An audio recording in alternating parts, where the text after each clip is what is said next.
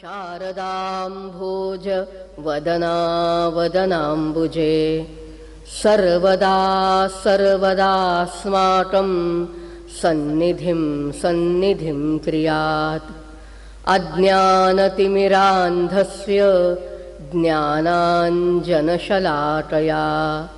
चक्षुरुन्मीलितं येन तस्मै श्रीगुरवे नमः। काल आपण भारतीय संस्कृतीचे मूलाधार ग्रंथ म्हणजे वेद या विषयातल्या काही बिंदूंना आपण स्पर्श केला होता। आज प्रामुख्याने या संस्कृतीमधील जो महत्त्वाचा विषय आहे 16 संस्कार, त्या विषयावर मी पहिल्यांदा अधिक विवरण करणार आहे आणि नंतर वेळेच्या नुसार इतर विषयांना पण जाता जाता स्पर्श करेन। आपल्या भारतीय संस्कृतीमध्ये संस्कार या संकल्पनेला फार महत्त्व दिलेलं आहे। आता संस्कार या शब्दाची व्याख्या जर का आपण पाहिली तर ती व्याख्या अशी करतात, दोषापनोदन पूर्वकम गुणोपाधानम संस्कारः।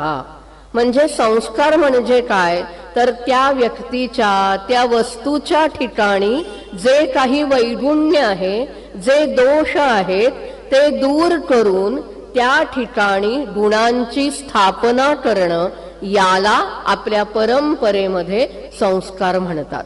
बघा, कुंभार डोळ्यापुढे आणा, एक मातीचा गोळा असतो, तो मातीचा गोळा मळतो पाणी घालून आणि कुंभार त्याला वेगवेगळे आकार देतो।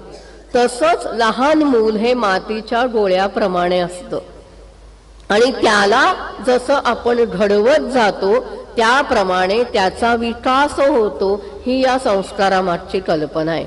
मग आपल्याकडचे जे 16 संस्कार आहेत, सगळ्यांबद्दल विस्ताराने बोलणं वेळेअभावी शक्य नाहीये, पण संस्कारामध्ये जर आपण विचार केला तर गर्भाधानापासून अंत्येष्टीपर्यंत हे 16 संस्कार आहेत। बघा, अंत्येष्टी म्हणजे ज्याला आपण दहन म्हणतो, हा 16 संस्कारातला 16वा संस्कार मानलेला आहे। बघा, आपल्याकडे आपण प्राणप्रतिष्ठा करतो गणपतीची, त्यावेळी गुरुजी आपल्याला काय सांगतात की या गणेश तत्वामध्ये, या गणेश मूर्तीमध्ये प्राण आलेले आहेत, याच्यासाठी प्राणप्रतिष्ठेसाठी 15 प्रणवावृत्ती करिष्ये असं वाक्य तिथे प्रयोगात आहे। 15 वेळा ओंकाराचा जप करा असं गुरुजी सांगतात आणि 15 वेळा ओंकाराचा जप केला जातो। मग हे जे 15 संस्कार त्या मूर्तीवर, हे सगळे संस्कार झाले, यासाठी या ओंकाराचा जप करतात। मग 16 जप का नाही करत? याचं कारण असं आहे की आपल्याकडे देवता या अमर आहेत, त्यांना मृत्यू नाही आणि त्यामुळे त्यांच्यावर अंत्येष्टी हा संस्कार करायचा प्रश्नच उद्भवत नाही। म्हणून देवता स्थापना करताना तिथे 15 संस्कार या मूर्तीवर आम्ही केले प्राणप्रतिष्ठेनंतर, हे दाखविण्यासाठी 15 वेळा ओंकाराचा जप केला जातो। हे जे सगळे संस्कार आहेत 16 संस्कार, त्या संस्कारामध्ये पहिले 5 संस्कार हे गर्भवती स्त्रीवर केले जातात, 4 संस्कार गर्भवती स्त्रीवर केले जातात आणि गर्भाधान या संस्काराला मात्र क्षेत्र संस्कार अशी एक कल्पना आहे। वैदिक ग्रंथामध्ये त्याला अशी उपमा दिली जाते, त्याच्याबद्दल असं विवरण केलं जातं की ज्याप्रमाणे शेतामध्ये पीक येण्यापूर्वी ज्याप्रमाणे जमिनीची मशागत केली जाते, जमीन नांगरली जाते, त्याप्रमाणे त्या स्त्रीचा देह शुद्धीसाठी, गर्भाशयाच्या शुद्धीसाठी हा गर्भाधान संस्कार केला जातो। त्या संस्काराच्या विस्तृत विवरणामध्ये मी शिरणार नाहीये, पण त्याच्यामध्ये दूर्वांचा रस नाकामध्ये पिळला जातो, ही एक महत्वाची क्रिया तिथे करतात। त्यावर अनेक आयुर्वेदाच्या अभ्यासकांनी, वैद्यांनी त्याच्यावर अनेक प्रकारचं संशोधन केलेलं आहे। काय आहे, आजकालच्या परिभाषेमध्ये केवळ परंपरेच्या आधारे बोलून चालत नाही। आजच्या युगामध्ये कोणी त्याच्यावर नव्याने काम केलंय का, त्यातही जर एखाद्या पाश्चात्य विद्वानांनी केलं असेल तर दुर्दैवाने ते आपल्या लोकांना पटकन समजतं. तर दाते पंचांगकर्त्यांचा मुलगा वैद्य कौशिक दाते यांनी याच्यावर MD साठी त्यांनी त्याच्यामध्ये प्रबंध लिहिला आणि दूर्वा, लाजा ही जी काही गणेश यागाची हविर्द्रव्य आहेत त्याच्यावर त्यांनी काम केलेलं आहे. तैतिरीय आरण्यक नावाचा एक ग्रंथ आहे. त्या ग्रंथामध्ये दूर्वा या वनस्पतीचा जो उल्लेख येतो त्याला दूर्वा दुःस्वप्न नाशिनी असं म्हटलेलं आहे. म्हणजे काय, इथे स्वप्न याचा अर्थ केवळ आपल्याला पडणारी स्वप्न असा अर्थ घेऊन चालत नाही, तर स्वप्न म्हणजे विचार असा पण अर्थ होतो. त्यामुळे दूर्वा ही काय करते तर माणसाच्या मनातले वाईट विचार ती नाहीशी करणारी आहे. एवढीशी दूर्वा असली तरी त्याचे आयुर्वेद दृष्ट्या अत्यंत उपकारक अशी ती दूर्वा वनस्पती आहे. आणि म्हणून त्या स्त्रीला नाकामध्ये दूर्वांचा रस का पिळला जातो तर आज्ञाचक्र, ज्याला आजच्या परिभाषेमध्ये पिट्युटरी ग्लँड असं म्हटलं जातं, त्याचा संबंध या सगळ्या हार्मोनल सिस्टीमशी असल्याने त्याची शुद्धी व्हावी म्हणून त्या दूर्वेचा रस हा नाकामध्ये पिळण्याचा विधी या गर्भाधान संस्कारात आला. हे जे सारे संस्कार जर आपण बारकाईने तपशीलवार जर त्याचा अभ्यास केला ना तर अनेक ठिकाणी आपल्याला असं लक्षात येतं की आपलं शरीर आणि ते शरीर उत्तम राहावं, निरोगी राहावं याच्यासाठी अनेक विधी, अनेक विधानं त्या संस्कारामध्ये सांगितलेली आपल्याला दिसतात. महाकवी कालिदासाचं एक प्रसिद्ध वाक्य आहे, शरीर माध्यम खलु धर्म साधनम. आपले जे काही कर्तव्य आहेत, आचार आहेत, त्याचं साधन, पहिलं साधन जर कुठलं असेल तर ते निरोगी शरीर आहे. त्यामुळे हे शरीर निरोगी राहावं ही धारणा आपल्याला वेदामध्ये अनेक ठिकाणी दिसते. पहा, प्रसिद्ध शांती मंत्र आहे, सर्वांना माहिती आहे, जो अथर्व शीर्षाच्या प्रारंभी आपण म्हणतो. कुठला मंत्र आहे? भद्रम कर्णेभिः शृणुयाम देवाः, भद्रम पश्येमाक्षभिर् यजत्राः, स्थिरैरंजैस्तुष्टुवांसस्तनूभिः व्यशेम देवहितम यदायुः. म्हणजे आम्ही कानांनी चांगलं ऐकलं पाहिजे, आम्ही डोळ्यांनी चांगलंच काहीतरी पाहिलं पाहिजे आणि सुदृढ अशा अवयवांनी आमची आमची कर्म करत देवांनी दिलेलं आमचं पूर्णायुष्य आम्ही व्यतीत केलं पाहिजे. पूर्णायुष्य म्हणजे किती हो? 100 वर्ष. म्हणजे 100 वर्ष आम्ही उत्तम कार्य करणारे असले पाहिजे ही वेदांची धारणा आहे. म्हणून ईशावास्य उपनिषदातला दुसरा जो मंत्र आहे त्याचा पहिला चरण आहे. पहा, कुर्वन्नेवेह कर्माणि जिजीविषेत शतम समाहा. मनुष्याने 100 वर्ष कार्यरत राहून जगण्याची इच्छा करावी. त्यामुळे आपलं शरीर उत्तम राहणं याचा विचार हा या सगळ्या संस्कारामधल्या प्रत्येक विधीमध्ये आपल्याला दिसतो. आपण देवतांना नैवेद्य अर्पण करतो, संस्कारामध्ये पण हविर्द्रव्य अर्पण केली जातात.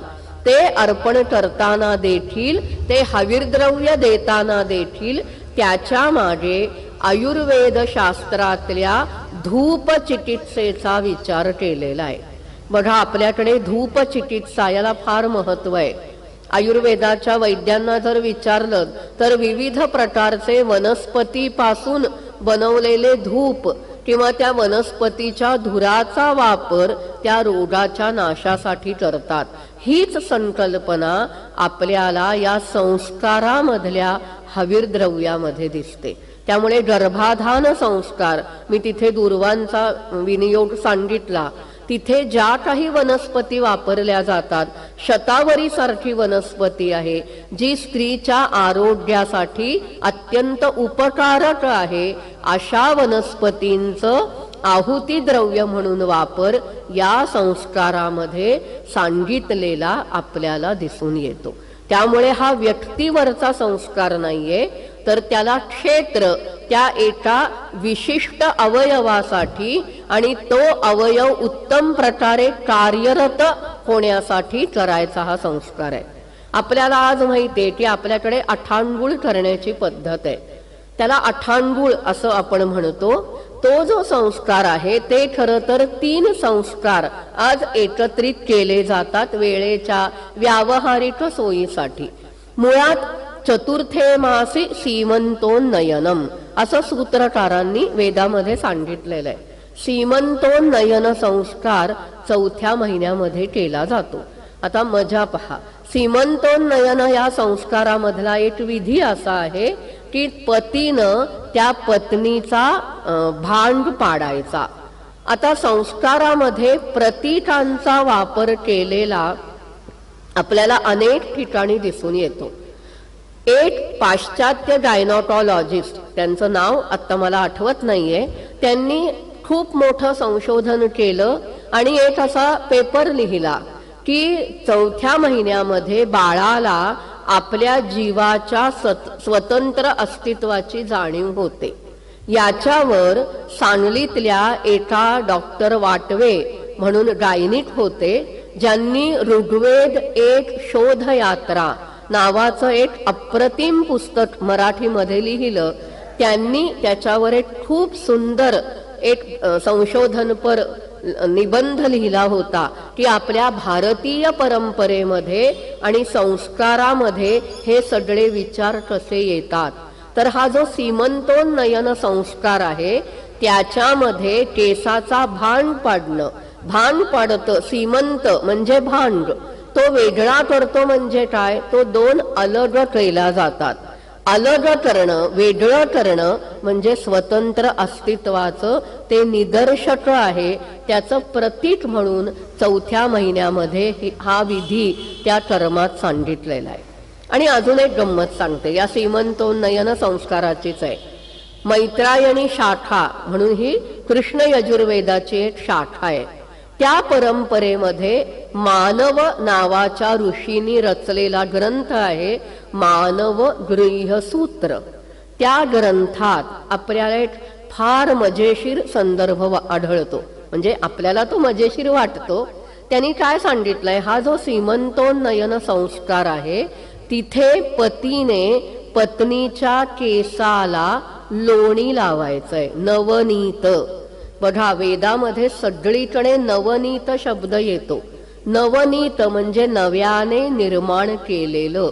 रोजच्या रोज दही लावून त्याचं ताट घुसळून जे लोणी बनवतात त्याला नवनीत म्हणतात. आता नवनीत म्हणजे लोणी हे बायकोच्या केसांना का चोपडायला सांगितलंय, तर पुन्हा एकदा याच्या मागे आपल्याला विज्ञान दिसतं. शरीरशास्त्राचा विचार या लोणी लावण्यामागे दिसतो. तो कसा, बघा माणसाचा जो मेंदू आहे, आजच्या विज्ञानाने हे मान्य केलेलं आहे की त्याच्यामध्ये जे काही हार्मोन्स इत्यादी असतात ते उत्तम प्रकारे बनावेत याच्यासाठी फॅटी ऍसिड्स हे फार उपयोगी पडतात. मग लोण्यामध्ये काय असतं, चांगल्या प्रकारचं फॅटी ऍसिड आहे आणि म्हणून लोणी हे मेंदूला उत्तम बनवणारं बुद्धिवर्धक असं ते असल्यामुळे तिथे केसाला लोणी लावलं की त्या त्वचे वाटे त्या मेंदूपर्यंत ते जातं आणि आत जाऊन त्या बाळापर्यंत ते लोणी पोहोचतं. बघा आपल्याकडे अनेक देवदेवता आहेत, पण आपल्याकडे बुद्धिमान चाणाक्ष देवता म्हणून आपण कुणाला मानतो, तर कृष्णाला. कृष्ण काय म्हणतो, तो स्वतःला अत्यंत अभिमानाने माखन चोर म्हणून घेतो. तो सतत लोणी खाणारा देव आहे. त्यामुळे लोणी खाणं आणि बुद्धिवर्धन याचा संबंध एकत्रित करून त्यांनी त्या संस्कारामध्येच त्या पत्नीला तिच्या केसांना पतीनं लोणी चोपडावं असे निर्देश मानव गृह्य सूत्रामध्ये आहेत. आता बघा, प्रत्येक वेदशाखेनुसार या संस्कारातल्या काही काही विधींमध्ये आपल्याला फरक आढळतो. आज आपण म्हणतो की नाही, कुळधर्म कुळाचार आमच्या घरी अशा पद्धतीनं करतात, किंवा महाराष्ट्रामध्ये अशा पद्धतीनं विवाह होतो, तर आंध्रामध्ये वेगळ्या पद्धतीनं होईल, उत्तर प्रदेशात अजून वेगळी पद्धत आहे. मग हे आलं कुठून? हे देखील आपल्याला या वैदिक परंपरेतनं आलेलं दिसून येतं. आश्वलायन नावाचे ऋषी होऊन गेले, ज्यांनी गृह्यसूत्र नावाचा ग्रंथ लिहिला. त्यात ते असं स्पष्टपणे म्हणतात, भिन्नाः जानपद धर्माः ग्रामधर्माश्च विवाहे श्मशाने च प्रतीयात् यत्तु समानं तद्वक्ष्यामः. प्रत्येक गावागणिक, प्रत्येक गावानुसार, प्रत्येक खेडोपाडी वेगवेगळ्या आचार पद्धती आहेत, पण सगळ्यांचा समावेश ग्रंथात करणं शक्य नाही. म्हणून ते म्हणतात यत्तु समानम, जे सारखं आहे ते आम्ही इथे दाखवतो.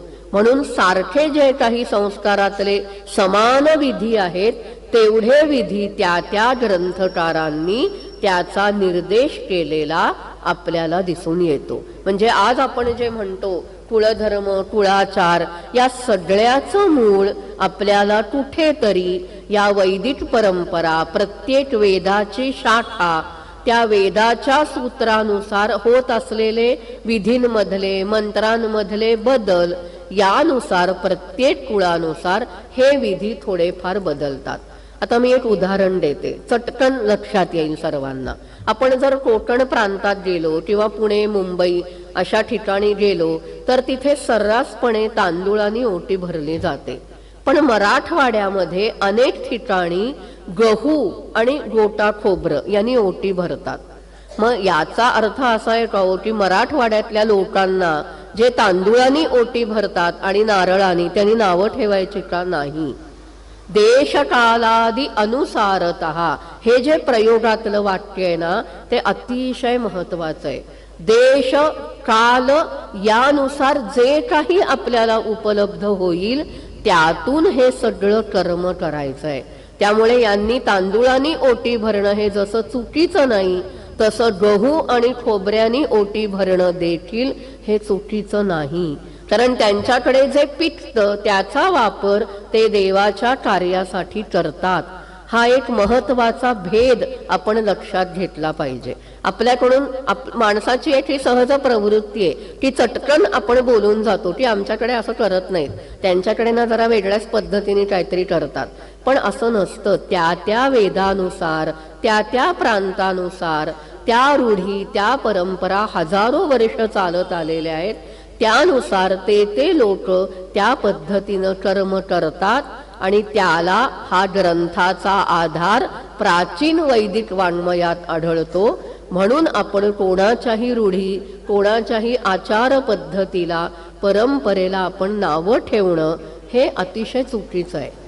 आता हा जो सीमंतोन्नयन संस्कार आहे, तसा पुंसवन नावाचा संस्कार आहे. असे त्या गर्भिणी स्त्रीवर करायचे अनेक संस्कार आहेत. विष्णुबली संस्कार आहे. आणि या संस्कारामध्ये बघा त्यांनी काय सांगितलंय, पुन्हा एकदा शरीराचा विचार या गर्भवती स्त्रीचा या संस्कारात कसा केलाय हे बारकाईने आपल्याला पाहायला मिळतं. उंबराच्या फळांची माळ करून त्या गर्भवती स्त्रीला घातली जाते. आता पहा, उंबराच्याच फळांची माळ का केली असेल? इतकी फळं निसर्गामध्ये आपल्याला प्राप्त होतात, पण उंबर हे जे फळ आहे, आपण पाहिलं तर उंबराच्या मुळाखाली आपल्याला पाणी सापडतं. म्हणजे इतकं ते शीतल असं वृक्ष आहे, असं झाड आहे. त्यामुळे उंबराची फळं ही अत्यंत थंड असतात. गर्भवती स्त्रीची प्रकृती ही उष्ण असते. निसर्गतःच तिच्या शरीरामध्ये खूप उष्णता निर्माण होते आणि ती उष्णता, त्याचं निरसन व्हावं, कुठेतरी ती उष्णता नियंत्रणात ठेवावी म्हणून उंबराच्या फळांची माळ तिला घातली जाते. मी मगाशी सांगितलं की प्रतीकांचा वापर संस्कारामध्ये प्राचीन काळी केलेला दिसतो. उंबर हे जर आपण फळ पाहिलं तर त्या फळामध्ये पहा भरपूर बिया असतात. बहुबीज असं ते फळ आहे, बहुप्रसव असं ते फळ असल्यामुळे त्याही दृष्टीने गर्भवती स्त्रीच्या गळ्यामध्ये उंबराच्या फळांची माळ घातली जाते. आपण जर कोल्हापूरच्या महालक्ष्मीला पाहिलं तर त्या महालक्ष्मीच्या हातामध्ये म्हाळुंग नावाचं एक फळ आहे. मग हे म्हाळुंग फळ महालक्ष्मीच्या हातात काय आहे तर म्हाळुंग हे जे फळ आहे ते देखील बहुबीज फळ आहे. त्यामुळे देवी ही जनन शक्ती आहे, ती निर्मात्री आहे आणि त्याचं सूचक म्हणून त्या महालक्ष्मीच्या हातामध्ये बहुबीज असलेलं हे म्हाळुंगाचं फळ त्या देवीच्या हातात दिलेलं आहे. त्यामुळे या गर्भवती स्त्रीवर हे जे काही संस्कार केले जातात त्याच्यामध्ये तिच्या देहाला, तिच्या मनाला निरोगी ठेवण्याचा आटापिटा भरपूर प्रयत्न या संस्कारातल्या विधानात आहे. आज आपल्याकडे काय करतो आपण, गर्भवती स्त्रीच्या बाबतीत तिचं मन प्रसन्न राहिलं पाहिजे, मग डोहाळ जेवण केलं जातं, गाणी म्हटली जातात. आता एक आहे थोडा वैदिक संगीत आणि अभिजात संगीत यातला फरक या निमित्ताने आधी सांगून टाकते. वैदिक संगीत जे आहे ते कुठेही मानवासाठी आलेलं नाही. अगदी सामसंगीत जरी आपण पाहिलं तरी यज्ञमंडपामध्ये येणारे जे देव आहेत ज्यांना ऋग्वेदी पुरोहित आवाहन करतो त्या देवांना प्रसन्न करण्यासाठी सामवेदी लोक सामगान करतात. तसंच या गर्भवती स्त्रीच्या संस्कारामध्ये देखील हेतू जरी तिला प्रसन्न करण्याचा असला म्हणजे अप्रत्यक्षपणे तरी तिथे असं म्हटलेलं आहे की सोमम राजानम शंसतः. सोम राजा, सोम ही एक वनस्पती आहे वैदिक वाङ्मयात ज्याचा भरपूर उल्लेख आढळतो. दुर्दैवाने आज आपल्याकडे फार सोमाबद्दल अपप्रचार आहे. सोम म्हणजे दारू, तसं मूळ अजिबात नाही. सोम ही हिमालयामध्ये अत्युच्च पर्वतरांगात सापडणारी एक वेल आहे आणि जी वेल ही जसं ग्लुकॉन डी प्यायल्यानंतर एकदम एनर्जी येते की नाही त्या पद्धतीनं सोमरस हे कार्य करतं.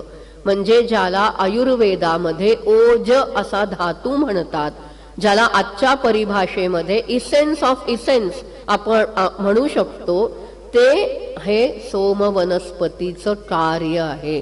त्यामुळे सोम याला औषधीनाम राजा असं वेदामध्ये म्हटलेलं आहे. आपण पवमानाचा आपल्या घरी अभिषेक आहे असं जे म्हणतो ना, तो पवमान म्हणजे काय तर वेली यज्ञमंडपात आणल्यानंतर कुटून त्याचा जो रस काढला जातो तो रस आहुती देण्यापूर्वी पांढऱ्या रंगाच्या लोटरीने गाळला जातो. त्या गाळलेल्या सोमरसाला पवमान असं म्हणतात. त्या पवमानाची स्तुती म्हणजे पवमान सूक्त, ते ऋग्वेदाच्या 9व्या मंडलात ती सगळी सूक्त संकलित केलेली आहेत. तर त्या सोमराजाला उद्देशून या दोघांनी तिथे गाथा म्हणजे पद्यमय मंत्र, पद्यमय श्लोक म्हणायचे आहेत. आता गंमत पहा, आपल्याला वाल्मिकी रामायणामध्ये कुशलव आढळतात ज्यांनी वीणा धारण केलेली आहे, जे रामकथेचं गान करतात. याचं मूळ देखील आपल्याला या गृह्यसूत्रात म्हणजे वेदात आढळतं. हे जे सोमराजाची स्तुती करणारे दोघे जण आहेत त्यांचं नाव आहे कुशीलवौ आणि वीणागाथिनौ असा शब्द त्यांच्याबद्दल सूत्र ग्रंथात येतो. वीणागाथिनौ म्हणजे काय तर वीणा वाजवत गाथा गाणारे असे ते जे कुशीलव आहेत तेही दोघेच आहेत. पहा, त्यांनी या सोमराजाची स्तुती करायचे. त्या कुशीलववरूनच पुढे आपल्याला रामायणातले कुश आणि लव हे आढळून येतात. प्राचीन काळी जर आपण नाट्यशास्त्राची निर्मिती कशी झाली हे जर भरतमुनींच्या नाट्यशास्त्रात पाहिलं तर असा उल्लेख आहे की ऋग्वेदामधून त्यांनी पद्य घेतलं, यजुर्वेदामधून अभिनय घेतला आणि सामवेदामधून गान घेतलं आणि या तिघांचं एकत्रीकरण म्हणजे हे नाट्यशास्त्र निर्माण झालं. मग हे जे पद्य आहे बघा, कीर्तनकार सुद्धा आज आपल्याकडे वीणा त्यांच्या हातामध्ये असते, ते पद्य श्लोक त्यांचे जे काही आख्यानं आहेत ते गातात. या परंपरेचं मूळ देखील आपल्याला या वेदातल्या गर्भवती स्त्रीच्या संस्काराच्या वेळी सोमाची स्तुती करणाऱ्या कुशीलवांमध्ये दिसतं. त्यामुळे आपल्या ह्याच्यातल्या जीवनातल्या छोट्या छोट्या ज्या काही गोष्टी आहेत संस्कारातल्या, त्याचं मूळ कुठे ना कुठेतरी त्याची नाळ या वैदिक परंपरेशी जोडलेली आपल्याला दिसून येते. मग गर्भवतीच्या संस्कारानंतर पुढे जो संस्कार केला जातो महत्वाचा तो आहे जातकर्म. आता आजकाल हा संस्कार हॉस्पिटलमध्ये जाऊन तर काही कोणी करू शकत नाही, त्यामुळे बारशाच्या दिवशी हा संस्कार अनेक जण करतात.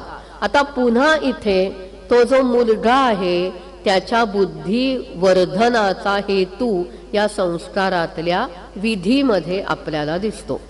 सगळ्याच सूत्रकारांनी या जातकर्म संस्कारातलं एक विधान सांगितलेलं आहे आणि ते म्हणजे काय तर मध आणि सर्पिही म्हणजे तूप हे घ्यायचं आणि त्याच्यावर सोनं, हिरण्य सोनं उगाळून त्या बाळाला चाटवलं जातं. तिथे मंत्र काय म्हणतात की तू सोन्यासारखा तेजस्वी हो, ही प्रार्थना तिथे त्या देवतेला उद्देशून करायची आहे.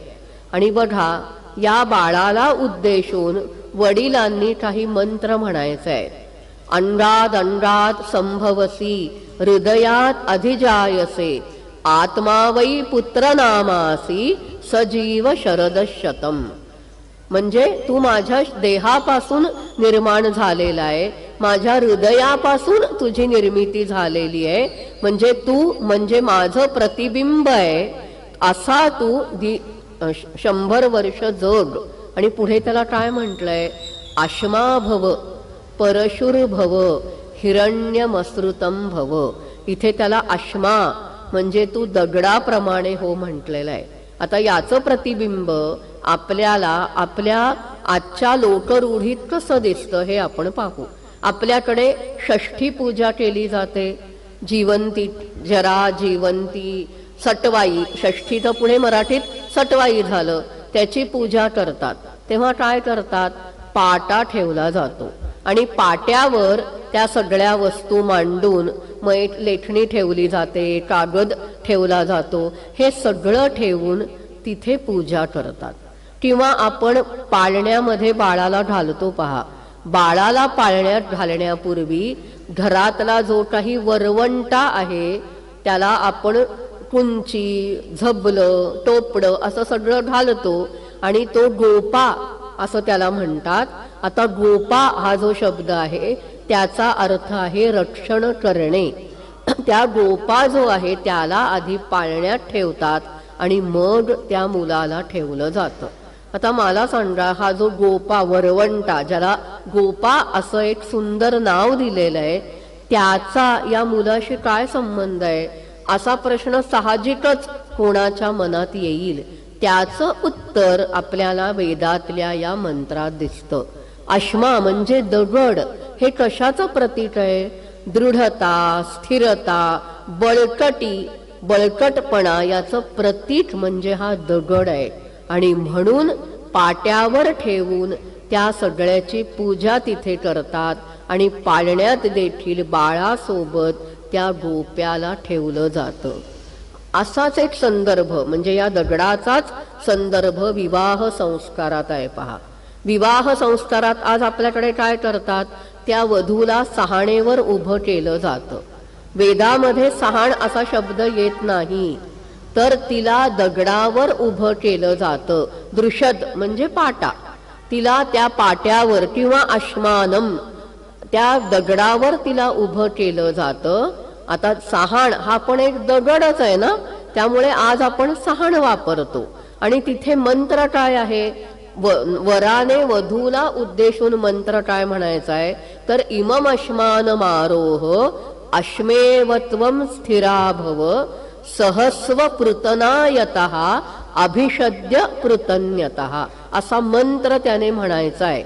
याचा अर्थ काय आहे की या दगडावरती तू उभी राहा आणि दगड ज्याप्रमाणे स्थिर असतो, हालत नाही, त्याप्रमाणे या संसारामध्ये तू स्थिर राहा. आणि जे काही शत्रू येतील त्या शत्रूंवर त्यांना सहन कर, संकटांशी मुकाबला कर आणि त्या शत्रूंवर त्या संकटावर विजय मिळव, असा या मंत्राचा अर्थ आहे. म्हणजे दृढता, स्थिरता, बळकटी याचं प्रतीक म्हणून या दगडाचा वापर आपल्याला या जातकर्म संस्कारामध्ये पाळण्यात त्याला घालणं, षष्ठी पूजन आणि विवाह संस्कारामध्ये आपल्याला आढळून येतो. मग तिथे सोन्याचं चाटण त्याला चाटवलं जातं. मध आणि तूप याचं मिश्रण तिथे करतात. आता तुपाबद्दल वेदामध्ये जे काही उल्लेख आहेत, आयुर्वै घृतम, तेजोवै घृतम असे अनेक संदर्भ आपल्याला यजुर्वेदामध्ये सापडतात. म्हणजे तूप हे आयुष्य, उत्तम आयुष्य देतं, तेज माणसाच्या अंगी देतं. सोनं हे आयुर्वेद शास्त्रानुसार रक्ताभिसरणाचं काम उत्तम प्रकारे करतं.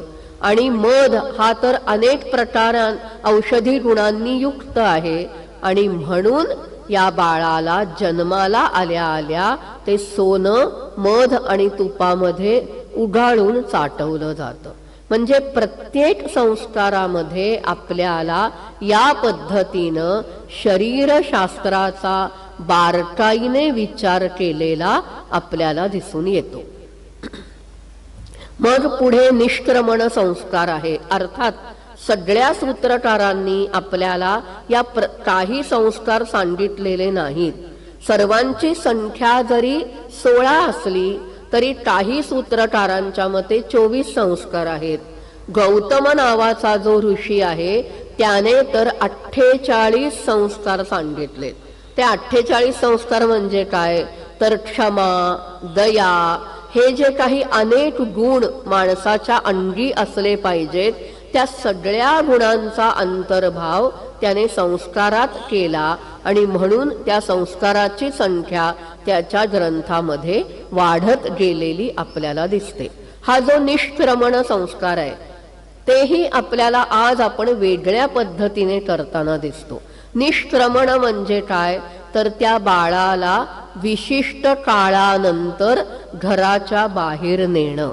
बघा, छत्रपती शिवाजी महाराज यांच्या बाबतीत हा निष्क्रमण आणि सूर्यावलोकन हा संस्कार केवळ पारस्कर गृह्य सूत्रात सांगितलेला आहे. म्हणजे सूर्याला पाहणं, सूर्याचं दर्शन घेणं हे 2 संस्कार छत्रपती शिवाजी महाराजांवर केल्याचा उल्लेख आपल्याला इतिहासामध्ये आढळतो. आजही आपल्याकडे आपण काय करतो, निष्क्रमण संस्कार आपण करतो. कसा, तर 1.25 महिन्यानंतर त्या बाळाला आणि त्याच्या आईला घेऊन कोणत्या तरी जवळच्या देवळामध्ये किंवा ग्रामदेवतेला जाऊन दर्शन आपण त्यांचं घेऊन येतो. म्हणजे या निष्क्रमण संस्काराचंही वेगळं स्वरूप आपल्याला आज दिसतं. आता महत्वाचा भेद एक मला जाता जाता सांगायचा आहे. ज्या संस्कारांबद्दल मी आता बोलले त्या प्रत्येक संस्कारामध्ये होम आहे. अगदी बारसं जरी करायचं असलं, नामकरण संस्कार, त्याला देखील होमाचं विधान वैदिक वाङ्मयात आहे. याचं कारण वैदिक वाङ्मयामधलं सर्व जे काही विधी आहेत, सगळे संस्कार आहेत, त्याचा पाया किंवा त्याचा मुख्य आधारस्तंभ आहे तो म्हणजे अग्नी. वैदिक काळामधलं अग्नी प्रज्वलित करणं हे जे काही कर्म आहे, ही जी काही कृती आहे, त्याबद्दल आपल्याला असा उल्लेख आढळतो की अंगिरस नावाचे जे ऋषी होते त्यांना पहिल्यांदा अग्नी प्रज्वलित करण्याच्या क्रियेचं ज्ञान झालं. मग ते प्रज्वलित कसा करायचे? आजच्यासारखं तर शक्य नाही ना, टाळ्या पेटी लावला अग्नी पेटला. आपण अनेक जणांनी पाहिलं असेल की यज्ञ करताना 2 लाकडं म्हणजे ज्याला अरणी असं म्हणतात त्याच्या घर्षणामधून हा अग्नी प्रज्वलित केला जात असे. मग ही अग्निमथनाचं पहिलं ज्ञान या अंगिरस ऋषींना प्राप्त झालं. म्हणून आपल्याला ऐतरेय आरण्यकामध्ये एक वाक्य आढळतं की अंगिरस ऋषी हे अग्नीचे पुत्र आहेत. किंबहुना ये अंगाराः आसन त एव अंगिरसः अभवन. जे पेटते निखारे होते तेच पुढे अंगिरस झाले. आणि शब्द साधर्म्य पण त्या शब्दात आहे पहा, अक्षर साधर्म्य, अंगिरस आणि अंगार. तर अग्नी प्रज्वलित केल्यानंतर त्याच्या माध्यमातून देवतेला प्रसन्न करणं ही जी काही कृती, हा यज्ञ जो काही करणं आहे तो एक महत्वाचा घटक वैदिक संस्कृतीत आपल्याला दिसतो. त्यामुळे प्रत्येक संस्कारामध्ये होम आहे. आज आपण सगळ्या संस्कारामध्ये करत नाही. मग पुढे येतो तो नामकरण संस्कार येतो. त्या नामकरण संस्कार म्हणजे काय, तर ज्याला आपण बारस म्हणतो. आता बारस हा जो शब्द आहे की नाही, तो संस्कृत भाषेतल्या 12 या शब्दाचं झालेलं रूपांतर आहे.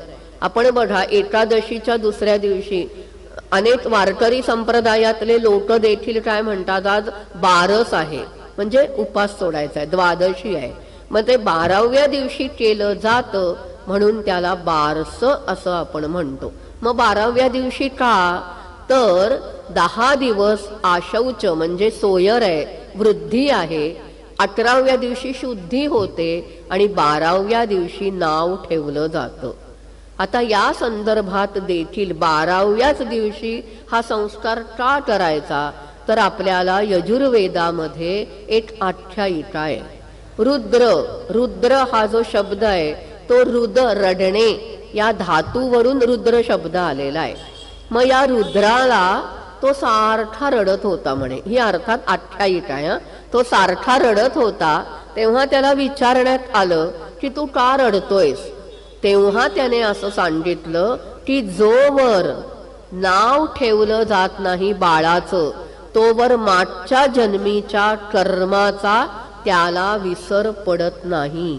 आणि म्हणून लवकरात लवकर हे नाव ठेवलं पाहिजे. म्हणून 12व्या दिवशी, 10 दिवस तर काही हे कर्म करता येत नाही, म्हणून 12व्या दिवशी हे बारस करण्याचा विधी हा प्राचीन वैदिक वाङ्मयापासून आपल्याला दिसून येतो. मग त्या विधीमध्ये नाव कसं ठेवायचं याचं सर्वार्थाने विवरण आपल्याला दिसतं. त्याच्या खोलात मी आत्ता शिरणार नाहीये.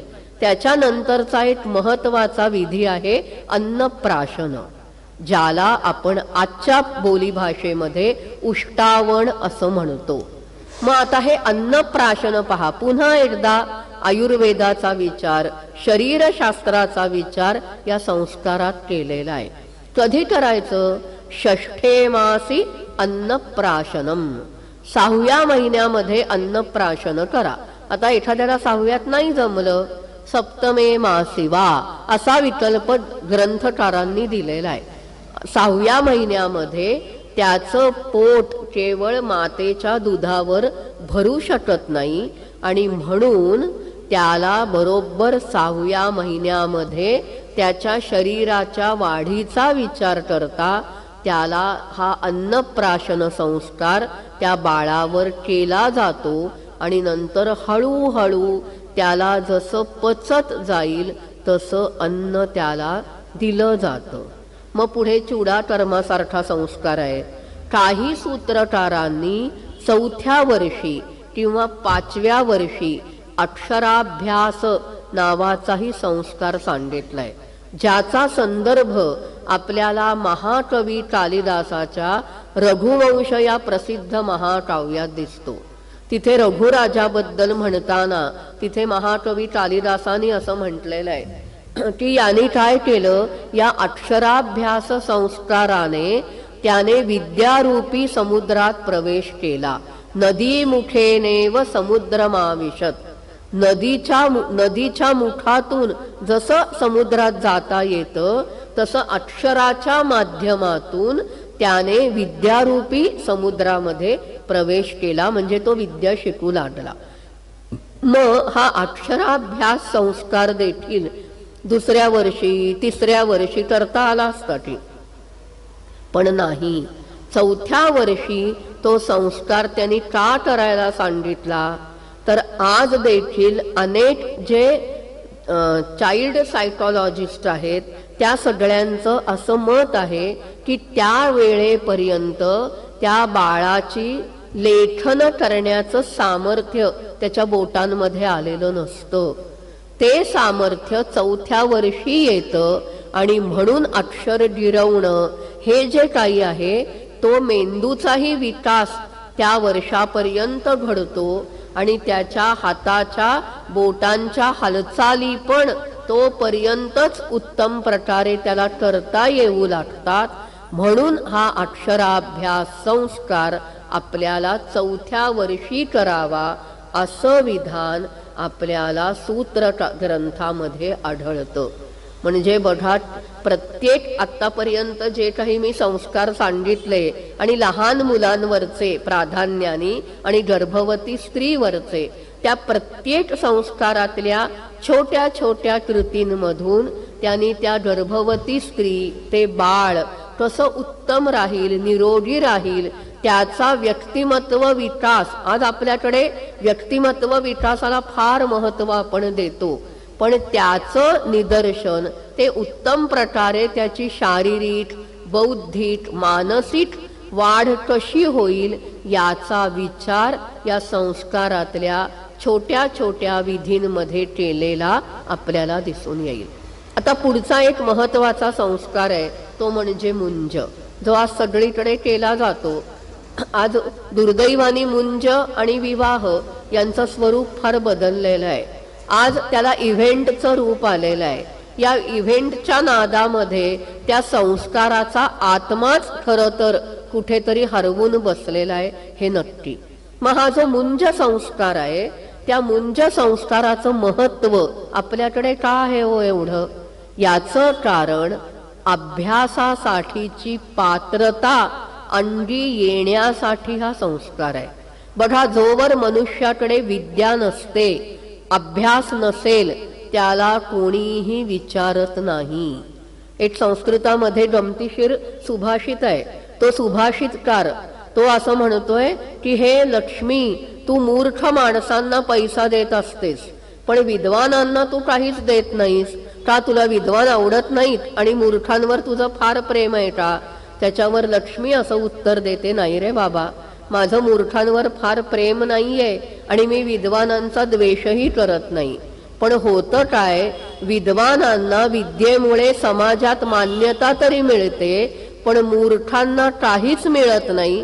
पैसा असेल तरच त्यांना विचारलं जातं, म्हणून मी मूर्खांना संपत्ती देते. सुभाषित गमतीशीर आहे, ते सोडून देऊ.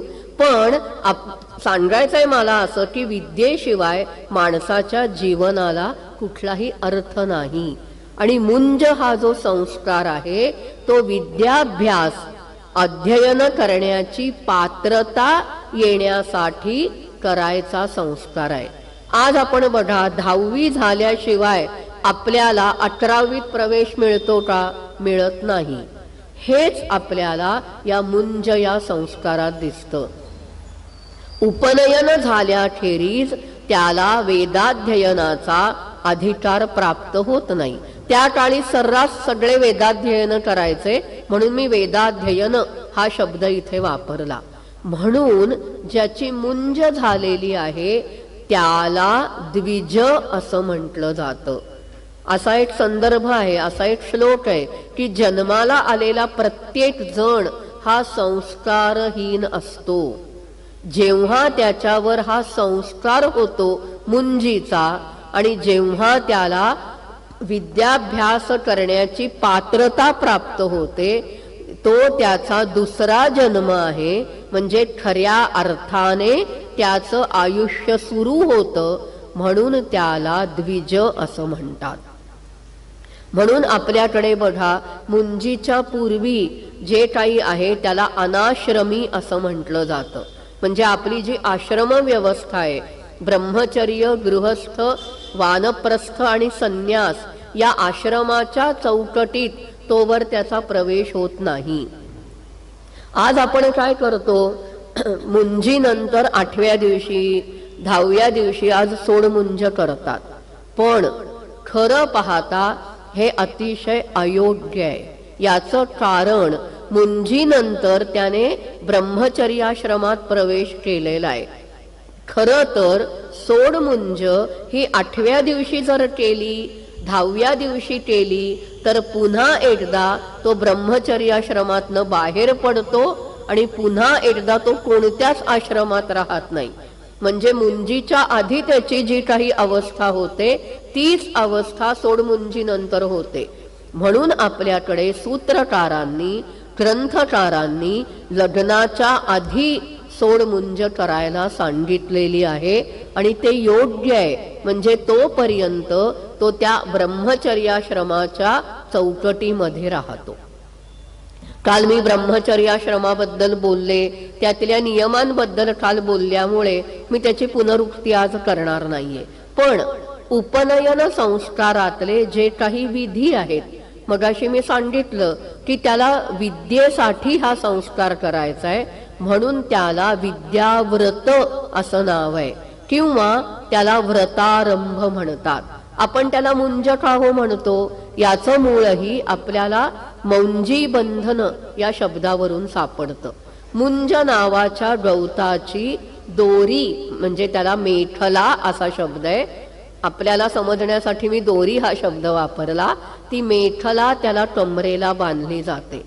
आता पहा, दर्भ आपल्या सगळ्यांना माहिती आहे. आपल्याकडे ग्रहयज्ञ असेल, वास्तुशांत असेल, अगदी श्राद्ध पक्ष असलं तरी देखील दर्भ आणले जातात. त्या दर्भाचं पवित्र हातामध्ये घातलं जातं. मग दर्भ असताना या बाळासाठी, या मुंज मुलासाठी मुंज गवताची दोरीच त्यांनी का वापरली आहे, याचंही एक कारण आहे. दर्भ हे जे काही गवत आहे त्याला एक प्रकारची धार असते, त्याला कुश असं म्हणतात. संस्कृत भाषेमध्ये कुशल हा जो शब्द आहे ना, त्याचा मूळ अर्थ असा आहे, कुशान लुनाती इति कुशलहा. कुश म्हणजे ते जे गवत आहे ते जो उत्तम प्रकारे तोडू शकतो त्याला कुशल म्हणतात. याचं कारण ते तोडताना त्या दर्भाच्या पात्यामुळे बोट कापण्याची शक्यता असते. त्यामुळे ते तोडणं हे एक प्रकारचं कसब आहे आणि म्हणून त्याला कुशल, आणि त्यावरूनच तरबेज, निपुण या अर्थाने पुढे हा कुशल शब्द वापरला जाऊ लागला. मग हा मुलगा लहान आहे, 8 वर्षाचा आहे, अशा वेळी त्याच्या कमरेला जर ही दर्भाची दोरी बांधली तर ती टाचणार नाही का? बरं, प्राचीन काळी आपल्याला असे निर्देश आढळतात की एकदा मुंजीमध्ये बांधलेली दोरी, मेखला, ही ब्रह्मचर्याश्रम संपेपर्यंत त्यांनी सोडायची नाही. याचा अर्थ असा नाहीये की ती घट्ट झाली, तुटली तर काढायची नाही, ती काढून दुसरी बांधायची. म्हणजे त्याची त्वचा नाजूक आहे, लहान वय आहे. मुंज हे गवत अत्यंत मऊसूत असं ते गवत असल्यामुळे या मुलासाठी दर्भाची मेखला न करता मुंज गवताचीच मेखला करतात. आणि म्हणून या संस्काराला मौंजी, त्या दोरीला मौंजी असा शब्द आहे. ती ज्या संस्कारात बांधली जाते म्हणून तो मौंजी बंधन, आणि म्हणून त्यावरून आपल्याकडे मुंज हा शब्द आलेला आहे. आणि हा जो संस्कार आहे तो विद्याध्ययनासाठीचा संस्कार आहे. म्हणून पहा, तिथे अग्नी आणि सूर्य यांची उपासना या बटूला सांगितलेली आपल्याला दिसून येईल. आता आपल्याला गायत्री मंत्र हा सगळ्यांना प्रसिद्ध माहीत असलेला मंत्र आहे. तत्सवितुर्वरेण्यं भर्गो देवस्य धीमहि धियो यो नः प्रचोदयात्. आता हा जो गायत्री आहे जे आपण आज त्याला नाव देतो, वैदिक वाङ्मयामध्ये या मंत्राचा उल्लेख गायत्री असा येत नाही, तर सावित्री असा शब्द या मंत्रासाठी सगळीकडे वापरलेला आपल्याला दिसतो. आता सावित्री का हो, तर सवितुः इयं सावित्री, सवितृ देवतेची ऋचा, सवितृ देवतेचा मंत्र म्हणून तो सावित्री मंत्र.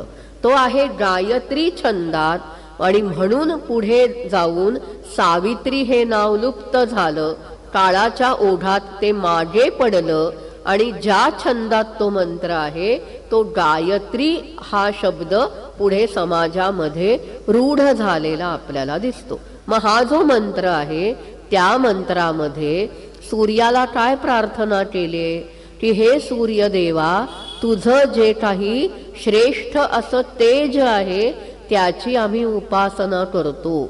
जो सूर्यदेव, जो सवितृदेव आमच्या बुद्धीला प्रेरणा देतो, म्हणजे बुद्धीला प्रेरणा देणारा सवितृदेव असल्यामुळे इथे त्या गायत्री मंत्राचा उपदेश याच्यासाठी मुंज संस्कारात केलेला आहे. आता पुन्हा एकदा मी जरा आजच्या संशोधनाकडे वळते. कॅलिफोर्निया विद्यापीठामध्ये या गायत्री मंत्रावर एका भारतीय विदुषींनी संशोधन केलं, ज्या दक्षिण भारतातल्या आहेत. त्या स्वतः सर्जन आहेत आणि आयुर्वेद डॉक्टर पण आहेत. त्यांनी काय केलं संशोधन या गायत्री मंत्रावर, त्यांनी 30 लोकांना एकत्रित केलं. त्यातल्या 10 जणांना त्यांनी गायत्री मंत्राचा इंग्लिश अनुवाद रोज वाचायला सांगितला. अजून 10 जणांना एकत्रित केलं. त्या 10 लोकांना त्यांनी गायत्री मंत्र नुसता म्हणायला सांगितला, म्हणजे सस्वर नाही, कुठल्याही गुरूंकडे जाऊन शिकून नाही, पुस्तक समोर ठेवून वाचून. जे उरलेले 10 लोक होते त्यांना गुरुकडे नेलं, त्यांच्याकडून ते गायत्री मंत्र शिकले आणि त्या गायत्री मंत्राचा दररोज उच्चार त्या लोकांनी केला. हा प्रयोग सलग 3 महिने त्या बाईंनी त्या 30 लोकांकडून करवून घेतला. त्या 3 महिन्याच्या आधी पण त्यांनी त्यांच्या अनेक चाचण्या शारीरिक केलेल्या होत्या. 3 महिन्यानंतर त्यांनी या सगळ्यांची एक चाचणी घेतली मेंदूची प्राधान्याने, आणि त्यात असं लक्षात आलं की ज्यांनी सस्वर असा गायत्री मंत्राचा उच्चार केलेला आहे त्यांच्या मेंदूची वाढ झालेली आहे, किंवा त्यांचा जो उजवा मेंदू आणि डावा मेंदू याचं संतुलन उत्तम प्रकारे साधलेलं त्यांना लक्षात आलं. काल मी जे बोलले होते तसं डोपोमाइन हे अधितत्वाने पाझरत असल्याचं त्यांच्या लक्षात आलं. ज्यांनी इंग्लिशमध्ये अनुवाद वाचला होता त्यांच्यात काहीही फरक त्यांना आढळला नाही. ज्यांनी साध्या संस्कृत भाषेमध्ये सस्वर न म्हणता गायत्रीचा जप केला होता त्यांच्यात थोडाफार फरक त्यांना आढळला. मग नंतर त्यांनी असं केलं की पुढचे 3 महिने त्यांनी सांगितलं की आता ह्यातला कुठलाही मंत्र काहीही या पद्धतीने म्हणायचं नाही, कारण हा प्रयोग होता एक. मग 3 महिन्यानंतर त्यांनी पुन्हा एकदा त्यांची चाचणी केली, तर त्यांच्या असं लक्षात आलं की ज्यांनी सस्वर गायत्री मंत्राचं 3 महिने पठण करून पुढे तो मंत्र म्हणायचा सोडलेला असला तरी देखील 3 महिन्यापूर्वी त्यांच्या मेंदूचे जे काही निष्कर्ष त्यांना अहवालात सापडले होते त्या परीक्षणामध्ये ते जसेच्या तसे आहेत. याचा अर्थ ह्या मंत्राचं पठण काही काळापुरतं तात्कालिक काही व्यावहारिक अडचणीने बंद झालं तरी देखील शरीरामध्ये खूप बदल घडत नाहीत. असा त्यांनी प्रयोग कॅलिफोर्निया युनिव्हर्सिटीमध्ये केलेला आपल्याला 2 वर्षापूर्वी त्यांनी हा प्रयोग केलेला होता. त्यामुळे गायत्री मंत्र हा बुद्धीला विलक्षण तेज देणारा मंत्र आहे हे जे प्राचीन आपल्या वेदामध्ये आहे ते या विदुषींनी आधुनिक तंत्रज्ञानाच्या विज्ञानाच्या सहाय्यानं सिद्ध केलेलं आपल्याला दिसून येतं. मग याच मुंज संस्कारामध्ये एक विधी केला जातो.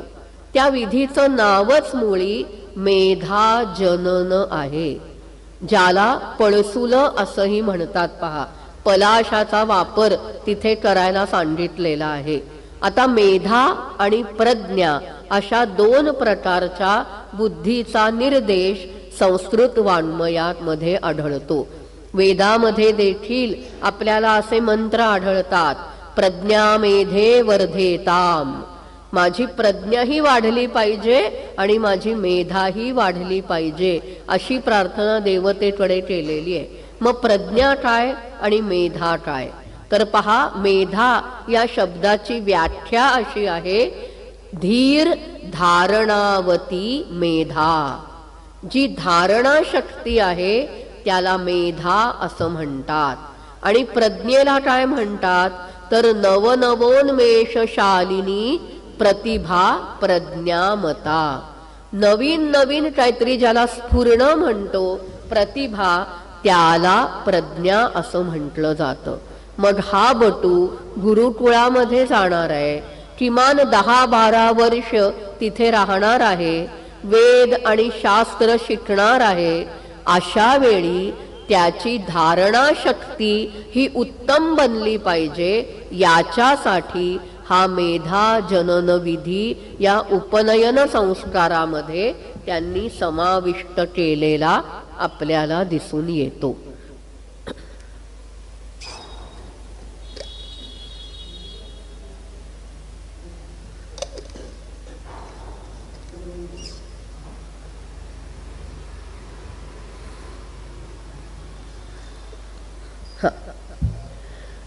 त्यामुळे उपनयन संस्काराचं आपल्या परंपरेमध्ये फार महत्वाचं स्थान या संस्काराला दिलेलं दिसून येतं, कारण तो विद्येसाठी करायचा संस्कार आहे. मग त्या ब्रह्मचर्याच्या व्रताबद्दल मी काल बोलले, त्यामुळे त्याविषयी मी इथे आता विस्ताराने बोलणार नाहीये. मग पुढचा जो महत्वाचा विधी आहे तो विधी किंवा संस्कार म्हणजे विवाह. आज आपण पाहतो की खरंच विवाहामध्ये त्यातले मंत्र, आपण लग्नाला जातो तिथे लग्न होत असतं, गुरुजी मंत्र म्हणत असतात.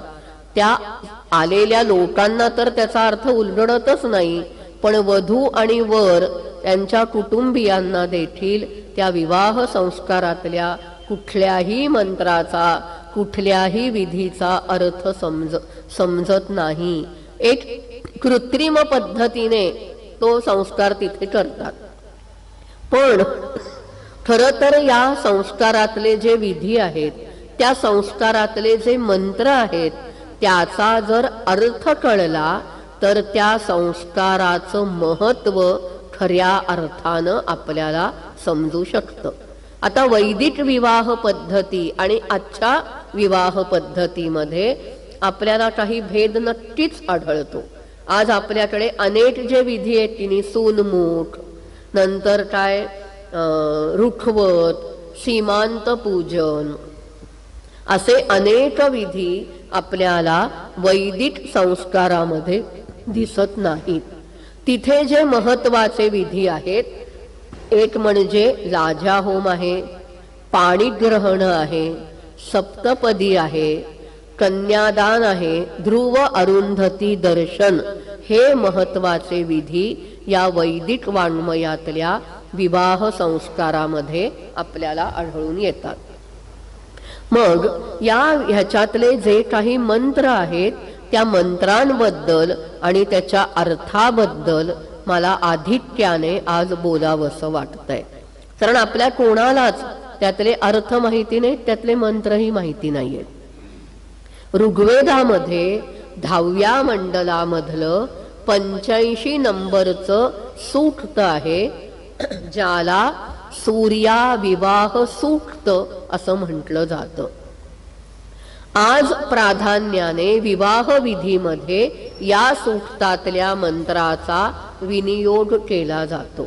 यजुर्वेदी लोकांमध्ये त्यांच्या संहितेतलं हे जे काही सुटत आहे त्याचा विनियोग विवाह संस्कारामध्ये करतात. पण त्यातले मंत्र हे माझ्या दृष्टीने अतिशय महत्वाचे असे मंत्र आहेत. त्यातला पहिला जो आहे पाणिग्रहण. पाणिग्रहण हा वैदिक विवाह विधीतला एक महत्वाचा संस्कार आहे. पहा तिथे काय म्हटलेलं आहे, मंत्र असा आहे, गृभणामि ते सौभगत्वाय हस्तम मया पत्या जरदष्टिर्यथासः. असं म्हणून त्या पतीनं तिचा हात हातात घ्यायचा आहे. या मंत्रामध्ये पाणिग्रहण हात हातात घेणं हा महत्वाचा विधी आहे. आणि तिथे सूत्रकार असं म्हणतात, हात हातात घ्यायचा म्हणजे कसा, तपशील किती त्यांनी बारकाईने दिलेत पहा. सांगुष्ठम हस्तम गृह्णीयात, म्हणजे बोटासह असा हात पतीने त्या पत्नीचा हातात घ्यायचा आहे. मग लाजा होम असतो. आपल्याला माहितीये की लाह्यांची आहुती दिली जाते. ती वध्वन जलौ म्हणजे वधूच्या ओंजळीमध्ये लाह्या घालून त्याची आहुती देतात. आता प्रश्न पडतो पुन्हा की लाजाच का हो, इतकी हवीरद्रव्य आहेत की, तांदूळ आहेत, तीळ आहेत, समिधा आहेत, अजून काय काय हवीरद्रव्य, वेदात अनेक हवीरद्रव्याचा निर्देश आहे, पण इथे लाह्याच का वापरल्यात त्यांनी. तर बघा आपल्याकडे ही संकल्पना आहे की वधू आपल्या घरामध्ये लक्ष्मीच्या पावलानी येते सून. मग लाह्या हे कशाचं प्रतीक आहे, तर लाह्या हे समृद्धीचं प्रतीक आहे. बघा चिमूटभर तांदूळाच्या पसाभर लाह्या होतात आणि म्हणून या विवाह विधीमध्ये लाह्यांचा होम आहे. आपल्याकडे पहा लक्ष्मी पूजन केलं जातं दिवाळीमध्ये. इतके नानाविध फराळाचे पदार्थ आहेत, पण लक्ष्मीला नैवेद्याला आपल्याकडे काय ठेवतो, तर लाह्या आणि बत्तासे. का, तर लाह्या हे समृद्धीचं प्रतीक आहे. बत्तासा देखील थोड्याशा साखरेपासून तो बत्तासा असा फुगून तयार होतो ना, म्हणजे तो देखील वृद्धी समृद्धी याचं प्रतीक आहे. आणि म्हणून महालक्ष्मीच्या पूजेमध्ये नैवेद्यात लाह्या आणि बत्तासा याचा वापर केलेला आपल्याला दिसतो. तसं या लाजा होमामध्ये 3 आहुती या वध्वन जलौ त्या वधूच्या हाताने दिल्या जातात. 4थी आहुती मात्र सुपाने दिली जाते. शूर्पेण चतुर्थी. आता सुपाने का हो आहुती द्यायची प्रश्न पडतो ना आपल्याला. पण या सगळ्याची उत्तरं आपल्याला वैदिक वाङ्मयातल्या कुठल्या ना कुठल्या आख्यायिकेमध्ये संदर्भामध्ये आपल्याला सापडतात. आता वेदात काय म्हटलंय, शूर्पेण जुहोती. ब्राह्मण ग्रंथात उल्लेख आहे, शूर्पेण ही अन्नम क्रियते. सूप हे पाखडण्याचं साधन आहे, म्हणजे अन्न निर्मितीचं ते साधन असल्याने सुपाने आहुती दिली जाते.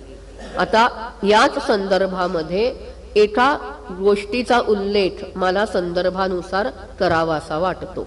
तुम्ही बारकाईने जर निरीक्षण केलं, आजपर्यंत लक्षात आलं नसेल पण पुढे करा अवश्य.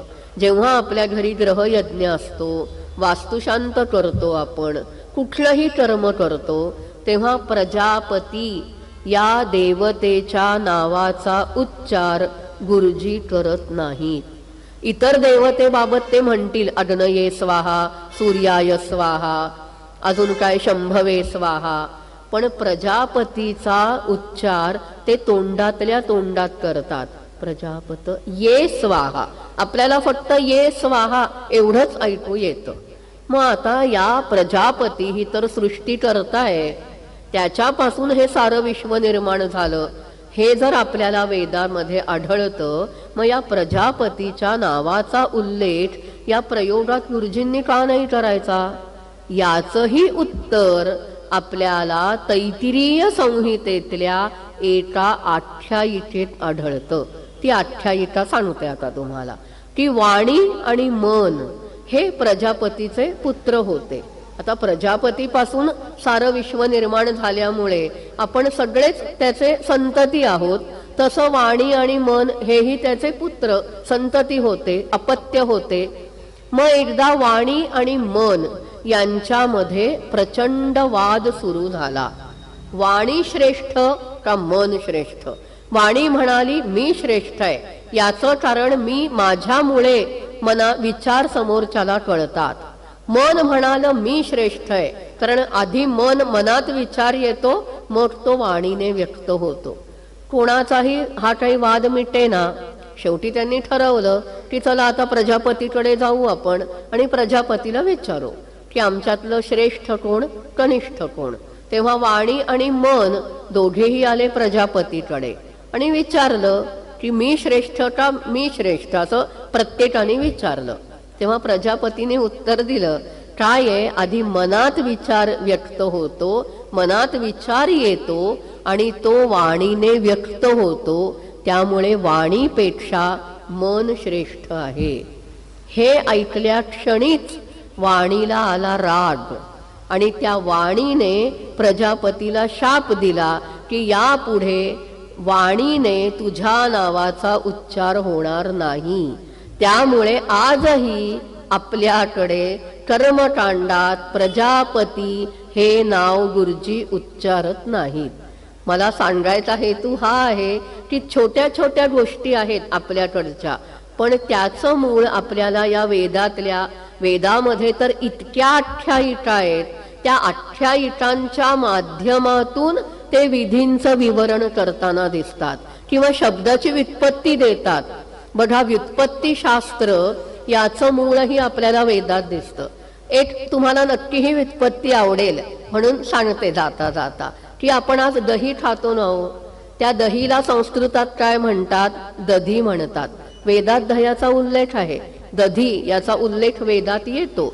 मग ब्राह्मण ग्रंथात या दधी शब्दाची एक सुंदर व्युत्पत्ती आहे, जी सगळ्यांना तुम्हाला ज्याला दही आवडतं त्याला ही व्युत्पत्ती ऐकल्यावर मनोमन पटेलच याची मला खात्री आहे.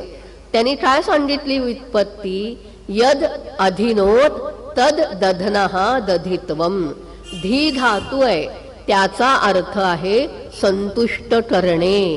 जे खाल्ल्याने मनाला तृप्ती मिळते, मनाला आनंद मिळतो, त्यावरून दधी हा शब्द तयार झालेला आहे. ज्याला दही आवडतं त्या प्रत्येकाला ही प्रचिती रोज आलीच असणार आहे की दही खाल्लं की समाधान मिळतं. याचं मूळ आपल्याला वेदातल्या या दधी या शब्दाच्या व्युत्पत्तीमध्ये दिसतं. त्यामुळे प्रत्येक गोष्टी आपल्या परंपरेतल्या रूढीतल्या याचं मूल स्रोत म्हणजे आपलं हे वैदिक वाङ्मय आहे आणि म्हणून तर त्याला आपल्या संस्कृतीचा पाया असं आपण म्हणतो. मग विवाह संस्काराबद्दल मी बोलते, जाता जाता आठवलं म्हणून या दोन गोष्टी मी सांगितल्या.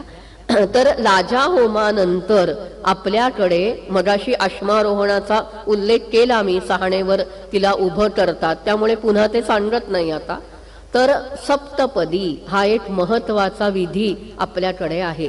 भारतीय घटनेनुसार देखील जोवर सप्तपदी होत नाही तोवर विवाह संस्कार पूर्ण होत नाही. कायद्याने देखील सप्तपदी होणं हे बंधनकारक आपल्या घटनेने मानलेलं आहे. मग या सप्तपदीमध्ये काय केलं जातं हो, त्या वधूला 7 पावलं चालवली जातात. आता खरं तर सूत्र ग्रंथात म्हणजे वेदामध्ये आपल्याला काय उल्लेख आहे, ताम ईशान्याम दिशी सप्तपदानी अभ्युत्क्रामयती प्राच्याम उदीच्याम वा. खरं पाहता त्या वधूला ईशान्य दिशेला त्यांनी 7 पावलं चालवायचे. समजा ईशान्य दिशेला शक्य नाही झालं तर पूर्वेला किंवा उत्तर दिशेला त्याला चालवायचंय, तिला चालवायचंय. मग आता ईशान्य दिशा का, याचाही उल्लेख, याचंही कारण आपल्याला ऐतरेय ब्राह्मण या ग्रंथातल्या एका आख्यायिकेमध्ये आढळतं. ती आख्यायिका आता ऐका तुम्ही. ती आख्यायिका अशी आहे की देव आणि असुर यांचं युद्ध, पुराणात आपल्याला संदर्भ सापडतात, वेदातही हे संदर्भ आहेत की देव आणि असुर यांचं युद्ध झालं. मग झालं काय, पहिल्यांदा त्यांनी पूर्वेला युद्ध केलं, तिथे देव पराभूत झाले. मग तिथून ते पळत सुटले, दक्षिण दिशेकडे गेले. दक्षिणेत देखील देवतांवर असुरांनी विजय मिळवला. तिथून ते पळत सुटले, पश्चिम दिशेला गेले. पश्चिम दिशेला गेल्यानंतरही असुरांनी देवांचा पाडाव केला. मग ते उत्तर दिशेला आले, तिथेही पुन्हा युद्ध झालं. तिथेही असुरांनी देवांवर विजय मिळवला. मग ते ईशान्य दिशेला गेले, तिथे मात्र देवतांनी असुरांवर विजय मिळवला.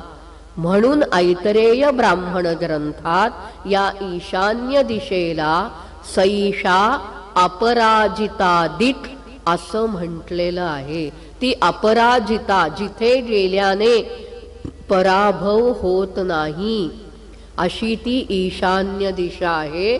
आणि म्हणून या विवाह संस्कारातला जो महत्वाचा संस्कार आहे सप्तपदी, तो ईशान्य दिशेला तिला 7 पावलं त्याने चालवावीत, हे विधान आपल्याला वैदिक वाङ्मयामध्ये आढळतं. या सप्तपदीचे 7 मंत्र आहेत. ईशे एकपदी भव, सामाम अनुव्रता भव, मग ऊर्जे द्विपदी भव. या 6 मंत्रांच्या विवरणात मी जाणार नाही वेळेअभावी. माझ्या दृष्टीने 7वा मंत्र हा फार महत्वाचा मंत्र आहे. कारण मी ओझरता उल्लेख केला होता पती पत्नी यांच्या संदर्भातला, पण हा जो 7वा मंत्र आहे पहा, तिथे वराने, हे सगळे मंत्र वराने वधूला उद्देशून म्हणायचंय का? त्या वराने वधूला उद्देशून काय म्हणायचंय 7व्या मंत्रात? सखा सप्तपदी भव, सामाम अनुव्रता भव, पुत्रान विंदावहई बहून ते संतु जरदष्टया. पहिला जो मंत्र आहे सखा सप्तपदी भव, हा प्रत्येक पावलाला बदलतो. पुढचे 3 चरण सगळीकडे समान आहेत.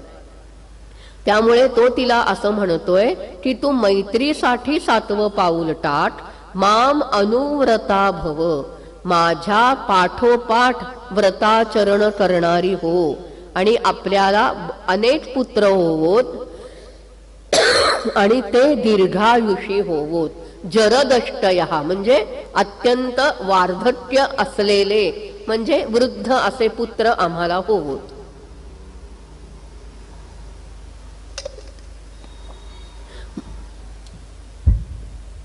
माझ्या दृष्टीने महत्व आहे ते सखा सप्तपदी भव या चरणाला महत्व आहे. मी काल उल्लेख केला होता ओझरता की पत्नी ही पतीची मैत्रीण आहे, ही संकल्पना आपल्याला वेदामध्ये आढळते. त्याचं निदर्शन या सप्तपदीच्या 7व्या मंत्रामध्ये आपल्याला दिसतं. काल मी उल्लेख केला होता, पण आज अनेक नवीन लोक आलेत, त्यामुळे पुन्हा एकदा थोडी पुनरुक्ती करते की काल ऐतरेय ब्राह्मणातलं वाक्य मी सांगितलं होतं, सखाह जाया, पत्नी ही पतीची मैत्रीण आहे असं ऐतरेय ब्राह्मणात सांगितलेलं आहे.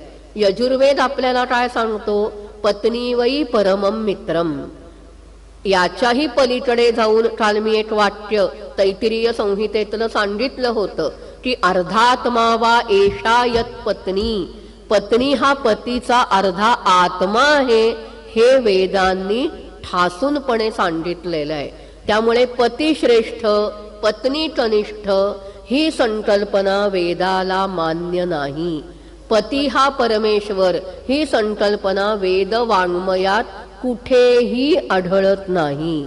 म्हणून आपल्याकडे जे संसार रथाचे 2 चाक म्हणजे पती पत्नी आहेत, ही जी काही आपल्याला संदर्भ संस्कृत वाङ्मयात मिळतात, त्याचं मूळ आपल्याला वेदातल्या सहधर्मंचरतः, हे दोघे एकत्रितपणे त्यांनी आपल्या नियमांचं आचारांचं आचरण करायचंय. म्हणून पत्नीला सहधर्मचारिणी असं म्हटलेलं आहे. सह म्हणजे बरोबर, एकत्रितपणे आचरण, धर्माचरण म्हणजे नियम, आपली कर्तव्य गृहस्थाश्रमाची करणारी, म्हणून तिला सहधर्मचारिणी असा शब्द वापरतात. महाकवी कालिदासाचं जे रघुवंश नावाचं महाकाव्य आहे, ज्याच्यामध्ये अजराजाचा उल्लेख आहे. अजराजा म्हणजे दशरथाचे पिता. त्यांची पत्नी इंदुमती, ती देवर्षी नारद हे आकाश मार्गाने जात असताना त्यांच्या वीणेवर असलेला हार तो वरून एकदम खाली येतो आणि त्या इंदुमतीच्या गळ्यात पडतो आणि ती मृत्यू पावते, असा कथा प्रसंग आहे. तेव्हा त्या अजराजाचा विलाप कालिदासानी तिथे त्याचं वर्णन केलेलं आहे.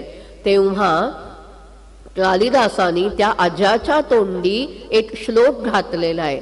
गृहिणी सचिव सखी मिथाहा प्रिय शिष्या ललिते कलाविधौ, असं तो आपल्या बायकोचं वर्णन करतो. आपल्याकडे बघा तिथे सखी हा शब्द जो कालिदासानी वापरला त्याचं मूळ आपल्याला या वैदिक वाङ्मयातल्या या सप्तपदीच्या मंत्रात दिसतं. गृहिणी आपल्याकडे सुभाषित आहे. न गृहम गृहमित्याहु गृहिणी गृहमुच्यते, गृहम तु गृहिणी शून्यम कांताराद अतिरिच्यते. म्हणजे घर, गृहिणी हेच घर आहे. गृहम तु गृहिणी शून्यम, घर, घरात जर गृहिणी नसेल तर ते घर अरण्यापेक्षाही भयानक आहे असं सुभाषितात म्हटलेलं आहे. त्याचं मूळ देखील आपल्याला वेदातल्या वाक्यामध्ये सापडतं. पत्नी वै गृहम असं वेदामध्ये वाक्य आहे. किंवा जायेदस्तम, इथे अस्त शब्द आहे. हा वैदिक वाङ्मयातले काही शब्द आपल्याला आजच्या परिभाषेमध्ये गुगली पडणार आहेत. अस्त याचा अर्थ सूर्यास्त असा अर्थ नाही आहे तिथे. तिथे अस्त याचा अर्थ आहे घर. जाया इत अस्तम म्हणजे पत्नी म्हणजेच घर आहे. त्याचंच पुढे गृहम न गृहम गृहमित्याहु गृहिणी गृहमुच्यते या सुभाषितामध्ये आपल्याला या वाक्याचं बरोबर प्रतिबिंब या वाक्यामध्ये दिसतं. त्यामुळे पत्नी ही घरामध्ये तिचं एक स्थान आहे, वेगळं स्थान आहे. ते पती पत्नी एकाच दर्जाचे आहेत, समान आहेत, ही धारणा वैदिक वाङ्मयामध्ये दिसते. मगाशी मी ऋग्वेदातल्या विवाह सूक्ताचा उल्लेख केला. आता विवाह सूक्तातले काही असे मंत्र आहेत की जे मंत्र त्या पती पत्नींना आशीर्वाद म्हणून तिथे पठण केले जातात. आता त्यात पहा एक गमतीशीर मंत्र आहे, छान मंत्र आहे तो. तिथे त्या नववधू, विचार करा तुम्ही, नववधू त्या घरामध्ये येणार आहे, त्यावेळी तिला किती आश्वस्त केलंय हा मंत्र म्हणून. तिला काय म्हटलंय तिथे, काय म्हणायचं आहे मंत्र? सम्राज्ञी श्वशुरे भव, सम्राज्ञी श्वश्राम भव, ननांदरी सम्राज्ञी भव, सम्राज्ञी अधिदेवृषु. हे नववधू, तू सासू सासरे दीर नंदा या सर्वांची सम्राज्ञी बन, असा आशीर्वाद तिथे तिला दिलेला आहे. आता एक जाता जाता गमतीशीर एक उल्लेख करते. संस्कृत भाषेमध्ये ननांदा शब्द आहे, ज्याच्यावरून ना मराठीमध्ये नणंद हा शब्द आलेला आहे. आणि ननांदा या शब्दाची जर आपण व्युत्पत्ती पाहिली, फार गमतीशीर व्युत्पत्ती आहे. न नंदयती प्रजावतीम सुखेन सा ननांदा, जी आपल्या भावजईला सुखाने जगू देत नाही तिला नणंद म्हणतात. म्हणजे आपल्याकडच्या ज्या काही आज आपण अनेक पाहतो व्यवहारातही, त्याचं मूळही या ननांदा या वैदिक शब्दामध्ये कसं आहे हे मी जाता जाता सांगितलं. पण तिला तू सम्राज्ञी बन, या नववधूला उद्देशून हा मंत्र आहे. आज आपण काय पाहतो, आपल्याकडे फार आज घटस्फोटाचं प्रमाण वाढलंय. वेदाला मान्य नाही आहे बरं का घटस्फोट वगैरे. त्याच विवाह सूक्तामध्ये एक मंत्र आहे, तो पती पत्नी दोघांना उद्देशून तो आशीर्वाद दिलेला आहे. ते काय म्हणतायत तिथे पहा, इहैवस्तम मा वियौष्टम विश्वमायुर्व्यश्नुतम क्रीडन्तौ पुत्रैर्नप्तृभिः मोदमानौ स्वे गृहे. त्या नवरा बायको वधू वर यांना आशीर्वाद काय दिलाय पहा, किती मोलाचा आशीर्वाद आहे. इह एव स्तम, तुम्ही दोघांनी इथेच राहा, या घरामध्ये राहा. मा वि यौष्टम, आजच्या काळासाठी फार महत्वाचं आहे. तुमचा कधीही वियोग घडू नये. आणि तुम्ही काय करावं, विश्वम आयुः व्यश्नुतम. विश्व म्हणजे इथे पूर्ण. संस्कृत भाषेमध्ये विश्व शब्द सगळीकडे जग या अर्थाने येत नाही, तर पूर्ण या अर्थाने अनेकदा तो येतो. त्यामुळे तुमचं जे परिपूर्ण असं आयुष्य आहे ते तुम्ही घालवा. कसं घालवा, दुसऱ्या चरणात ते कसं घालवायचं हे त्यांनी सांगितलंय. क्रीडन्तौ पुत्रैः नप्तृभिः मोदमानौ स्वे गृहे. आपली मुलं, आपली नातवंड यांच्या बरोबर खेळत स्वतःच्या घरामध्ये मोदमानौ, आनंदाने राहात. तुम्ही तुमचं संपूर्ण आयुष्य एकत्रितपणे व्यतीत करा. हा आशीर्वाद या वैदिक मंत्रामध्ये आपल्याला दिसतो. याचेच पडसाद आपल्याला मनुस्मृतीमध्ये एका श्लोकात दिसतात. दुर्दैवानं आपल्याकडे काय झालंय हो, मनूबद्दल फारच गैरसमज आपल्या समाजात आहे. मग कोणीतरी येतं मनुस्मृती जाळून काय टाकतं, न स्त्री स्वातंत्र्यमर्हती या एका चरणावरून त्या मनू बद्दल अनेक प्रकारचे ताशेरे समाजामध्ये ओढले जातात. अनेक त्याची विटंबना त्या मनुस्मृतीची केली जाते. पण मनूचे जे काही चांगले श्लोक आहेत त्याकडे हे लोक पूर्णपणे डोळे झाक करतात. आता कसं आहे, आजच्या काळानुसार म्हणजे आपल्या आजच्या या शतकानुसार आपण मनुस्मृतीचा विचार करून चालेल का, नाही चालत. आज आपलं जे संविधान आहे भारताचं, जे 50 साली जी घटना अस्तित्वात आली, आत्ताही काळानुसार त्या घटनेमध्ये बदल केले गेले ना, असं आपण म्हणतो का 50 साली केले घटना आता काय आम्ही बदलणार नाही. नाही, काळानुसार घटनेत जसे बदल केले गेले तसं हे स्मृती ग्रंथ, मनु असेल, याज्ञवल्क्य, हारित, पराशर, अनेकविध स्मृती ग्रंथ आहेत. हे स्मृती ग्रंथ म्हणजे काय आहेत, तर त्या त्या काळातले संविधान ग्रंथ आहेत. त्यामुळे त्या काळाला अनुसरून त्यांनी केलेले हे नियम आहेत, त्याकडे त्या काळाच्या चष्म्यातनं बघायला पाहिजे.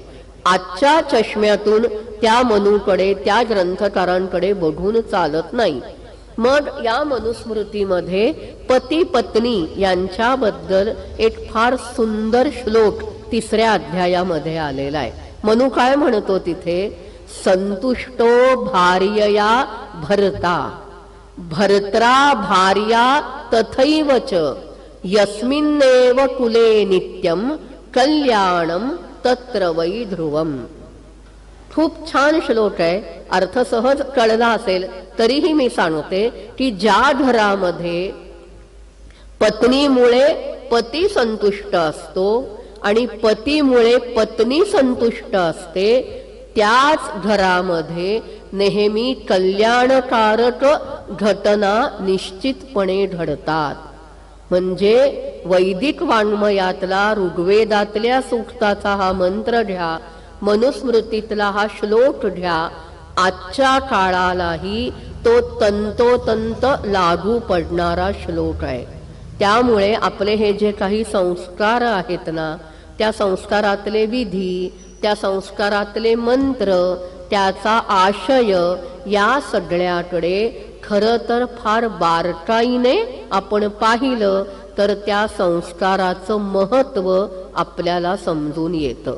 आता अंत्येष्टी हा जो संस्कार आहे त्याच्या फार विवरणामध्ये मी जाणार नाहीये, पण तिथे सुद्धा पुन्हा एक मानसिक विचार त्यांनी या संस्कारामध्ये कसा केलेला आहे हे मी थोडक्यात सांगून पुढे जाणार आहे.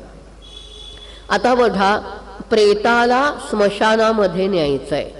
आता वैदिक संस्कृतीमध्ये प्रत्यक्षात ते आचरणात आणणं कुणालाच शक्य नाहीये. वैदिक संस्कृतीत आपल्याला उल्लेख आढळतो की मृत्यूचं आनंदाने स्वागत करावं, पण व्यावहारिक दृष्ट्या ते कोणीही करू शकत नाही, हे सत्य आहे. पण मग स्मशानामध्ये जेव्हा प्रेत नेलं जातं तेव्हा नेताना ते कसं न्यायचं, कुठे थांबायचं, या सगळ्याचे तपशीलवार विवरण अंत्येष्टीच्या ह्याच्यामध्ये आलेलं आहे. त्या विवरणात मला आता घुसायचं नाहीये. मला काय सांगायचंय की मानसिकता, आज आपण ज्याला सायकॉलॉजी, ह्युमन सायकॉलॉजी, याला खूप महत्व आज आपण देतो, पण या संस्कारातही त्याचं प्रतिबिंब आपल्याला कसं दिसतं. मग स्मशानामध्ये जाताना त्यांनी काय सांगितलं पहा, ज्येष्ठ पुरस्सराः व्रजेयुः. स्मशानात जाताना घरातले जे मोठे लोक आहेत त्यांनी आधी जा आणि त्यांच्या मागून लहानांनी जायचंय. आणि परत येताना बरोबर त्यांनी उलट केलंय, कनिष्ठ पुरस्सराः व्रजेयुः. आधी लहानांना पुढे घाला, त्यांना आधी स्मशानातून बाहेर आणा आणि मग मोठ्यांनी त्यांच्या पाठोपाठ बाहेर पडा. असे बारीक सारीक निर्देश या संस्कारातल्या विधींबद्दल बरेच आहेत. काळाच्या मर्यादेमध्ये सगळ्यांवर इथे विवरण करणं शक्य नाहीये. त्यामुळे संस्कार हा जो आपल्या संस्कृतीतला एक महत्वाचा जो भाग आहे त्याबद्दल मी आतापर्यंत बोलले. आता इतर काही गोष्टी, काही बिंदू आज आपण पाहू. काल मी उल्लेख केला होता एका गोष्टीचा की वैदिक तत्वज्ञान हे दैववादी तत्वज्ञान नाही.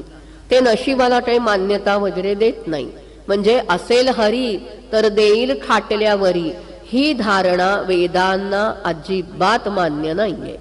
वेद हे प्रयत्नवादाचाच हिरिरीने पुरस्कार करणारं वाङ्मय आहे. मी काल विश्वामित्रांच्या एका ह्याचा उल्लेख केला की न ऋते श्रांतस्य सख्याय देवाः. मनुष्य श्रम करून दमल्याशिवाय देव मदतीला येत नाहीत. आपल्याला सुभाषित माहितीये, श्रमे लक्ष्मीही प्रतिष्ठिता. श्रमाच्या ठाईच लक्ष्मी निवास करते. म्हणजे श्रम केल्याखेरीज लक्ष्मी मिळत नाही, ही धारणा आपल्याकडे वैदिक वाङ्मयापासून दिसते. मग या प्रयत्नवादाबद्दल ऋग्वेदाच्या ऐतरेय ब्राह्मण ग्रंथामध्ये 6 गाथा आपल्याला दिसतात. आपल्याला माहितीये, चरैवेती चरैवेती हे वाक्य आपण सहजपणे उच्चारतो. त्याचं मूळ कुठे आहे हो? त्याचं मूळ आपल्याला या ऋग्वेदाच्या ऐतरेय ब्राह्मण ग्रंथातल्या शुनशेपाच्या आख्यानामध्ये दिसतं. तिथे इंद्राच्या तोंडी 6 गाथा म्हणजे 6 श्लोक घातलेले आहेत आणि त्या प्रत्येक श्लोकामधून प्रयत्नाचं महत्व माणसासाठी विशद केलेलं आपल्याला दिसून येतं. मग ते काय म्हणतात? अतिशय सुंदर अशा त्या गाथा आहेत की आस्ते भग आसीनस्य ऊर्ध्वस्तिष्ठति तिष्ठतः शेते निपद्यमानस्य चराति चरतो भगः चरैवेती चरैवेती. जो मनुष्य बसून राहतो, काही कामधाम करत नाही, त्याचं नशीब त्याच्या सोबत बसतं. जो मनुष्य झोपतो त्याचं नशीब देखील त्याच्या सोबत झोपून जातं. जो मनुष्य उभा राहतो त्याचं नशीब त्याच्या सोबत उभं राहतं. आणि जो मनुष्य चालायला लागतो म्हणजेच श्रम करतो त्याचं नशीब देखील त्याच्या बरोबर चालू लागतं, असा या गाथेचा अर्थ आहे. अजून एक सुंदर गाथा याच्यामध्ये आहे. कलिहि शयानो भवति संजिहानस्तु द्वापरः उत्तिष्ठंस्त्रेता भवति कृतं संपद्यते चरन् चरैवेती चरैवेती. तो काय म्हणतोय पहा, शयानः जो झोपणार आहे, अत्यंत आळशी आहे ना, तो कली होतो. संजिहानस्तु द्वापरः जो उठून बसतो तो द्वापर होतो. जो उभा राहतो तो त्रेता होतो आणि जो चालू लागतो तो कृत होतो.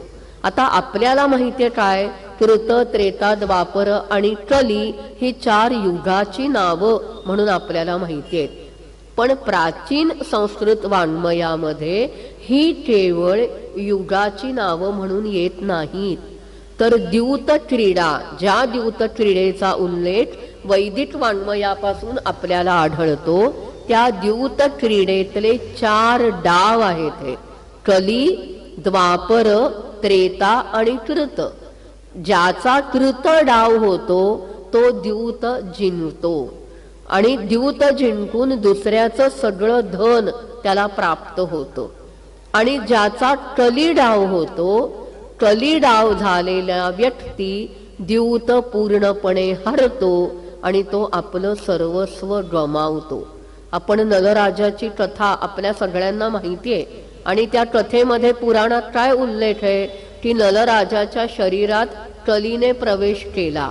कलीने प्रवेश केला याचा अर्थ असा आहे की नलराजाचा द्यूतामध्ये कली हा डाव झाला, त्यामुळे कली हा डाव त्याचा झाल्याने तो द्यूत पूर्णपणे हरला आणि त्याने सर्वस्व गमावलं.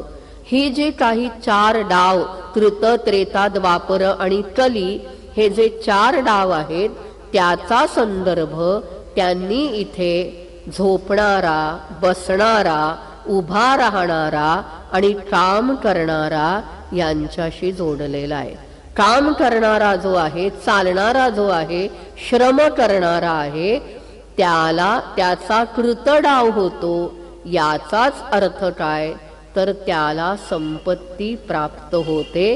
हे त्यांना इथून आपल्याला सांगायचंय. आता याच ऐतरेय ब्राह्मणातल्या ज्या इतर गाथा आहेत त्या गाथामध्ये एका ठिकाणी त्यांनी सूर्याचं इतकं सुंदर वर्णन केलेलं आहे. तो म्हणतो माणसाने कसं बनलं पाहिजे, तर सूर्याप्रमाणे माणसाने राहावं. कारण का, सूर्य काय करतो, योन तंद्रायते चरण, सूर्यस्य पश्य श्रेमाणम योन तंद्रायते चरण. अरे बाबा, त्या सूर्याचे श्रम बघ. योन तंद्रायते चरण, चालत राहणारा सूर्य कधीही त्याला आळस येत नाही. असं होतं का हो, नाही आता कंटाळा आला, मी कशाला उगवायचं उद्या, असा सूर्य म्हणतोय. हजारो वर्ष त्याच्या ठरलेल्या ह्याच्यानुसार सूर्योदय सूर्यास्त होत आहेत. अर्थात हे आपल्याला भासतायत. खरा सूर्य उगवतही नाही आणि खरा सूर्य असतानाही जात नाही. याचाही उल्लेख आपल्याला ऐतरेय आरण्यकामध्ये दिसतो. सूर्य कधी उगवत नाही आणि सूर्य कधी मावळत नाही असा उल्लेख ऐतरेय आरण्यकात आहे. काय आहे, वैदिक खगोलशास्त्र हा एक स्वतंत्र व्याख्यानाचा विषय आहे. त्यामुळे त्याच्या खोलामध्ये आत्ता मी जाणार नाही. फक्त जाता जाता एक उल्लेख करून जाते, मोह आवरत नाही म्हणून. आज आपल्याला कुणालाच हे दुर्दैवाने माहिती नाही की जगातला म्हणते आम्ही, जगातला सूर्यग्रहणाचा सर्वात प्राचीन उल्लेख जर कुठे आढळत असेल तर तो ऋग्वेदाच्या 5व्या मंडलामध्ये आहे. अत्री नावाच्या ऋषींना हे सूर्यग्रहणाचं ज्ञान झालं होतं. त्यांच्या सूक्तामध्ये गूढम सूर्यम तमसा बाधमानम असा उल्लेख ते करतात. म्हणजे त्या सूर्याला अंधाराने ग्रासून टाकलं, त्याला ग्रहण लागलं आणि नंतर सूर्यग्रहणानंतर पुन्हा त्याचं तेजाने तो झळाळू लागला. पण या अत्री ऋषींना सूर्यग्रहणाचं ज्ञान झाल्यामुळे लोकांमध्ये अशी एक वदंता पसरली, असा एक समज झाला की ग्रहणग्रस्त सूर्याला अत्री ऋषी आपल्या तपश्चर्येने पुन्हा प्रकट करतात. पण सूर्यग्रहणाचा पहिला निर्देश जगातल्या सगळ्यात प्राचीन अशा वाङ्मयात आहे, जे आपलं वाङ्मय आहे आणि ते म्हणजे ऋग्वेद. पण आपल्याला दुर्दैवाने आपल्या भारतीयांना हे काहीही माहीत नसतं. हे किती खंत करण्यासारखी गोष्ट आहे. आणि अमेरिकेमध्ये जेव्हा तिथे सोलर एक्लिप्स याच्यावर काहीतरी फिल्म दाखवली जाते, तेव्हा तिथे मात्र सांगितलं जातं की सूर्यग्रहणाचा पहिला उल्लेख ऋग्वेदात आहे. त्यांना माहितीये, पण आपले मूळ ग्रंथ वेद असून आपल्याला यातलं काही माहिती नाही. आणि दुर्दैवाने आपला भारतीय समाज इतका झोपलेला आहे की त्यांना हे जाणून घेण्याची इच्छाही नाहीये. हे महादुर्दैव आहे. आता खगोलाचे निर्देश मी बाजूला ठेवते. त्या ऐतरेय ब्राह्मणाकडे पुन्हा येते की सूर्याचा श्रम, सूर्याचे श्रम तू पहा, जो कधीही थकत नाही तशा पद्धतीनं तू चालत राहा, श्रम कर, हे पुन्हा पुन्हा तिथे सांगितलेलं आहे. त्यामुळे वैदिक तत्वज्ञान हे श्रम साफल्याला महत्व देणारं तत्वज्ञान आहे. मग श्रम तर करायचेच आहेत.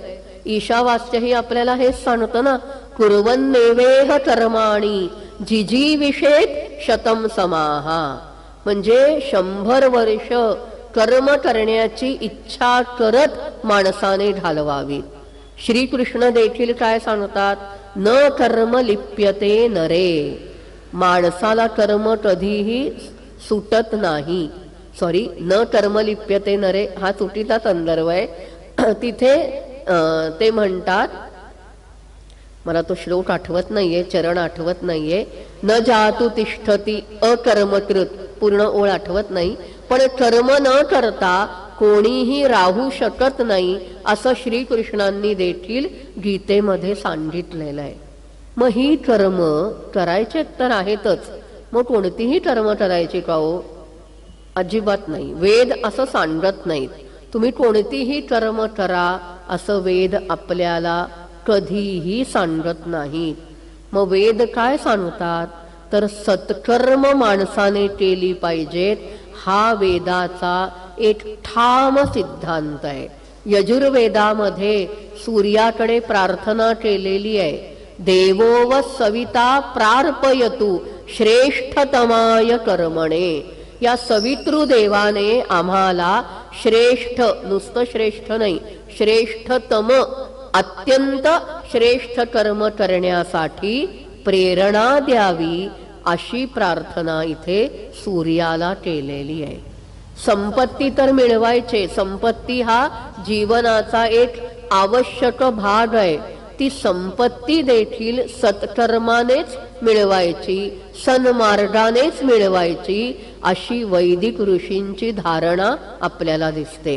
म्हणून ईशावास्यामध्ये म्हटलंय, अग्नेनय सुपथा राये अस्मान. हे अग्निदेवा, तू आम्हाला संपत्तीकडे सन्मार्गाने ने. त्यामुळे सन्मार्ग, सत्कर्म, सदाचार याचं विवरण आपल्याला वेदामध्ये अनेक ठिकाणी दिसतं. पुन्हा एकदा मी ऋग्वेदाकडे येते. भरद्वाज ऋषींचा एक प्रसिद्ध मंत्र आहे, ऋचाय. ते काय म्हणतात, स्वस्ति पंथा मनुचरेम सूर्या चंद्रमसाविव पुनर्ददता अढनता जानता संगमे मही. म्हणजे सूर्य आणि चंद्र ज्याप्रमाणे सन्मार्गाचंच आचरण करतात, कधीही आपल्याला दिसतं का हो, सूर्य उगवला नाही, तो वेगळ्याच मार्गाने गेला, चंद्राचा मार्ग त्याने बदलला नाही.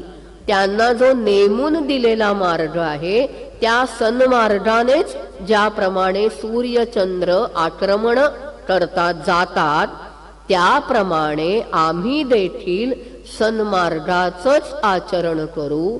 कसं, ते फार महत्वाचं आहे. पुन्हा जानता, पुन्हा पुन्हा ज्ञान मिळवत. बघा, संस्कृत भाषेत एक सुभाषित आहे, क्षणशः कणशश्चैव विद्यामर्थंच साधयेत, क्षणत्यागे कुतो विद्या, कणत्यागे कुतो धनम. मनुष्याने प्रत्येक क्षणी विद्या मिळवली पाहिजे, कारण का एक क्षण गेला की त्या क्षणामध्ये मिळणारी विद्या गेली. जाता जाता एक कथा आठवली म्हणून सांगते की दुसरे बाजीराव पेशवे हे वाराणसीमध्ये होते. आणि नागोजी भट्ट नावाचे एक फार मोठे विद्वान, व्याकरणावर ज्यांनी फार मोठा ग्रंथ लिहिला, ते महाराष्ट्रातले आणि ते काशीला निवासाला होते. पेशव्यांना समजलं की नागोजी भट्ट हे महाराष्ट्रातले विद्वान इथे काशीला राहतात. त्यामुळे बाजीराव पेशवे भरपूर नजराणे घेऊन त्या नागोजी भट्टांकडे गेले. नागोजी भट्टांनी त्या नजराण्याकडे फार काही लक्ष दिलं नाही. ते पोथी उघडून बसले होते, ग्रंथ उघडून बसले होते आणि त्यांचा अभ्यास चालू होता. बाजीराव पेशव्यांना असं वाटलं की आपण हे जे काही उंची नजराणे दिलेले आहेत ते फार तोकडे आहेत, कमी आहेत, आणि त्यामुळे नागोजी भट्ट हे काही प्रसन्न झालेले नाहीत. तेव्हा बाजीराव पेशव्यांनी त्यांना विचारलं की हे जे काही आम्ही नजराणे आणलेले आहेत ते नजराणे पुरेसे नाही आहेत का, तोकडे पडलेत का? तेव्हा नागोजी भट्ट थांबले, हसले आणि म्हणाले, असं काही नाहीये, पण गेले 2 दिवस मी एका शब्दाचा अर्थ लावण्यासाठी धडपडत आहे. या नजराण्यापेक्षा त्या शब्दाचा अर्थ मला जर लावून दिला तर तो माझ्यासाठी मोलाचा नजराणा आहे. याला म्हणतात खरा अभ्यास करणारी व्यक्ती. त्यामुळे प्रत्येक क्षणाक्षणाने ही विद्या मिळवावी लागते. महाकवी कालिदास देखील त्याचं एक प्रसिद्ध वाक्य आहे, विद्याम अभ्यसनेनैव प्रसादयितुमर्हसि. त्या वाग्देवीला जर प्रसन्न करायचं असेल, काल मी ऋग्वेदातल्या ज्ञानसूक्ताचं थोडक्यात विवरण केलं, काही ऋचा उद्धृत केल्या, तर अभ्यासानेच त्या विद्येला प्रसन्न करता येतं. आणि म्हणून ऋग्वेदातल्या या ऋचेमध्ये ऋषी अशी प्रार्थना करतायत, जानता पुन्हा पुन्हा ज्ञान मिळवीत, ददता पुन्हा पुन्हा दान देत. काल मी दानावर खूप काही बोलले होते, त्यामुळे पुन्हा पुन्हा दान देत. आणि पुढचा फार महत्वाचा शब्द आहे अढनता, म्हणजे कोणाचाही द्वेष मत्सर न करता. कारण मत्सराला षड्रिपूमध्ये एक महत्वाचं स्थान दिलेलं आहे. तो फार दुष्ट असा शत्रू आहे, तो चटकन माणसाच्या मनामध्ये येतो. आणि म्हणून इथे प्रार्थना मात्र काय केलीये, कोणाचाही द्वेष न करता संगमेमहि, आम्ही सर्वजण एकत्र येऊ. ही भावना आपल्याला वेदामध्ये दिसते, म्हणजे सत्कर्म, सदाचार, नीतिमत्ता. आणि म्हणून ऋग्वेदातला किंवा वैदिक वाङ्मयातील वरुण ही जी देवता आहे ना, त्या वरुण देवतेकडे काही विशिष्ट शक्ती आहे, तिला ऋत असं म्हणतात. मग ही ऋत म्हणजे काय, तर वैश्विक नियम. आपण अथर्वशीर्षात ऐकतो पहा, ऋतम वच्मी सत्यम वच्मी. मग ऋत आणि सत्य हे एक नाही, तर ऋत म्हणजे काय, तर वैश्विक नियम. ते वैश्विक नियम काय आहेत, तर उन्हाळ्यानंतर पावसाळा येणं, पावसाळ्यानंतर हिवाळा येणं, समुद्रामध्ये भरती ओहोटी निर्माण होणं, नद्यांचं पाणी समुद्राला जाऊन मिळणं, गायीच्या ठिकाणी दूध देण्याची शक्ती, घोड्याच्या ठिकाणी असलेली अश्वशक्ती, या ज्या काही घटना हजारो वर्ष जशाच्या तशा घडतात, ज्याला युनिव्हर्सल लॉ असं आपल्याला म्हणता येईल, त्याला ऋत असं म्हणतात. आणि हा जो वरुण आहे ना, तो वरुण या ऋताच्या सहाय्याने, या शक्तीच्या माध्यमातून साऱ्या जगाचा नियमन करता आहे. आणि वरुणाचं वर्णन जर आपण पाहिलं ना ऋग्वेदात, तर तिथे असं म्हटलेलं आहे की माणसांच्या डोळ्यांच्या पापण्यांची हालचाल सुद्धा त्या वरुणाला समजते. आणि त्याचे हेर आहेत, तो आपल्या हेरांकरवी सगळ्या माणसांवर लक्ष ठेवतो आणि माणसांच्या कर्मानुसार त्यांना शिक्षाही देतो. आपल्याकडे पाश ही जी कल्पना आहे पहा, यमाने पाश फेकला मग वेदामध्ये या वरुण पाशाचा उल्लेख आहे. तो शास्ता म्हणजे शासन करणारा आहे. तो कशाचा शासन करता आहे तर या नीतिमत्तेचा, नीती अनीती या संकल्पना या सगळ्याचा शास्ता हा वरुण आहे. आणि जो वाईट मार्गाने वागतो त्याला हा वरुण शिक्षा देतो. त्यामुळे नीतिमत्तेने आचरण करण्यासाठी माणसाने प्रयत्न केले पाहिजेत हे या सगळ्या उल्लेखावरून आपल्याला दिसून येतं. समर्थ रामदास स्वामी देखील आपल्याला हेच सांगतात, सत्कर्म योगे वय घालवावे. ही जी काही धारणा आहे ती आपल्याला या वैदिक वाङ्मयामध्ये दिसून येते. त्यामुळे माणसाचं जीवन त्यांनी जीवन जगलंच पाहिजे. जन्माला आलेल्या प्रत्येकाला मृत्यू आपल्याला माहित नाही, तो कधी येईल हे आपण सांगू शकत नाही. पण आपलं जे काही जीवन आहे ते जीवन सन्मार्गाने आणि सत्कर्माने आणि सदाचाराने व्यतीत केलं पाहिजे, ही वेदांची धारणा आहे. आपण म्हणतो पहा, संघे शक्ती ही कलौ युगे. कलियुगामध्ये एकीला फार महत्व आहे. मग ऋग्वेदातलं जे संज्ञान सूक्त आहे, जे ऋग्वेद संहितेतलं शेवटचं सूक्त आहे, त्या सूक्तामध्ये देखील ऐक्याचं महत्व आपल्याला सांगितलेलं दिसून येतं. ही ऋचा आपल्या सगळ्यांना माहिती असते. संगच्छध्वम संवदध्वम संवो मनांसी जानताम देवा भागम यथा पूर्वे संजानाना उपासते. ती कुठे आहे तर ती आपल्याला ऋग्वेदातल्या 10व्या मंडलातल्या शेवटच्या सूक्तामध्ये दिसून येते. व्यसनमुक्तीबद्दलही वैदिक वाङ्मयात उल्लेख आहेत. मनुष्याने व्यसनाधीन बनू नये, व्यसनापासून दूर राहावं, कष्टाने जे काही मिळवलेलं आहे त्यात समाधान मानावं, ही धारणा आपल्याला वेदांमध्ये दिसते. वेदवाङ्मयातील स्त्रिया हा एक स्वतंत्र व्याख्यानाचा विषय होऊ शकतो. पण जाता जाता, मगाशी मी स्त्री आणि पती पत्नी याबद्दल बोलले, पण आता जाता जाता मला एक निर्देश करायचा आहे, जे ऐकून या महिला वर्गांना नक्की आनंद होणार आहे. की वेदकाळामध्ये जसे ऋषी होते तिने, तशा ऋषी स्त्रिया पण होत्या. त्यांना ऋषी का असं म्हणत असत, किंवा त्यांना ब्रह्मवादिनी असं म्हणत असत. इथे ब्रह्म म्हणजे मंत्र किंवा आत्मतत्व, त्याच्यावर विचार करणाऱ्या, चिंतन करणाऱ्या स्त्रिया म्हणजे ब्रह्मवादिनी. त्यामुळे आजच्या ह्याच्यात त्यांना तत्वचिंतक स्त्रिया असं म्हणू. 2 प्रकारच्या स्त्रिया होत्या, सद्योढा किंवा सद्योद्वाहा आणि ब्रह्मवादिनी.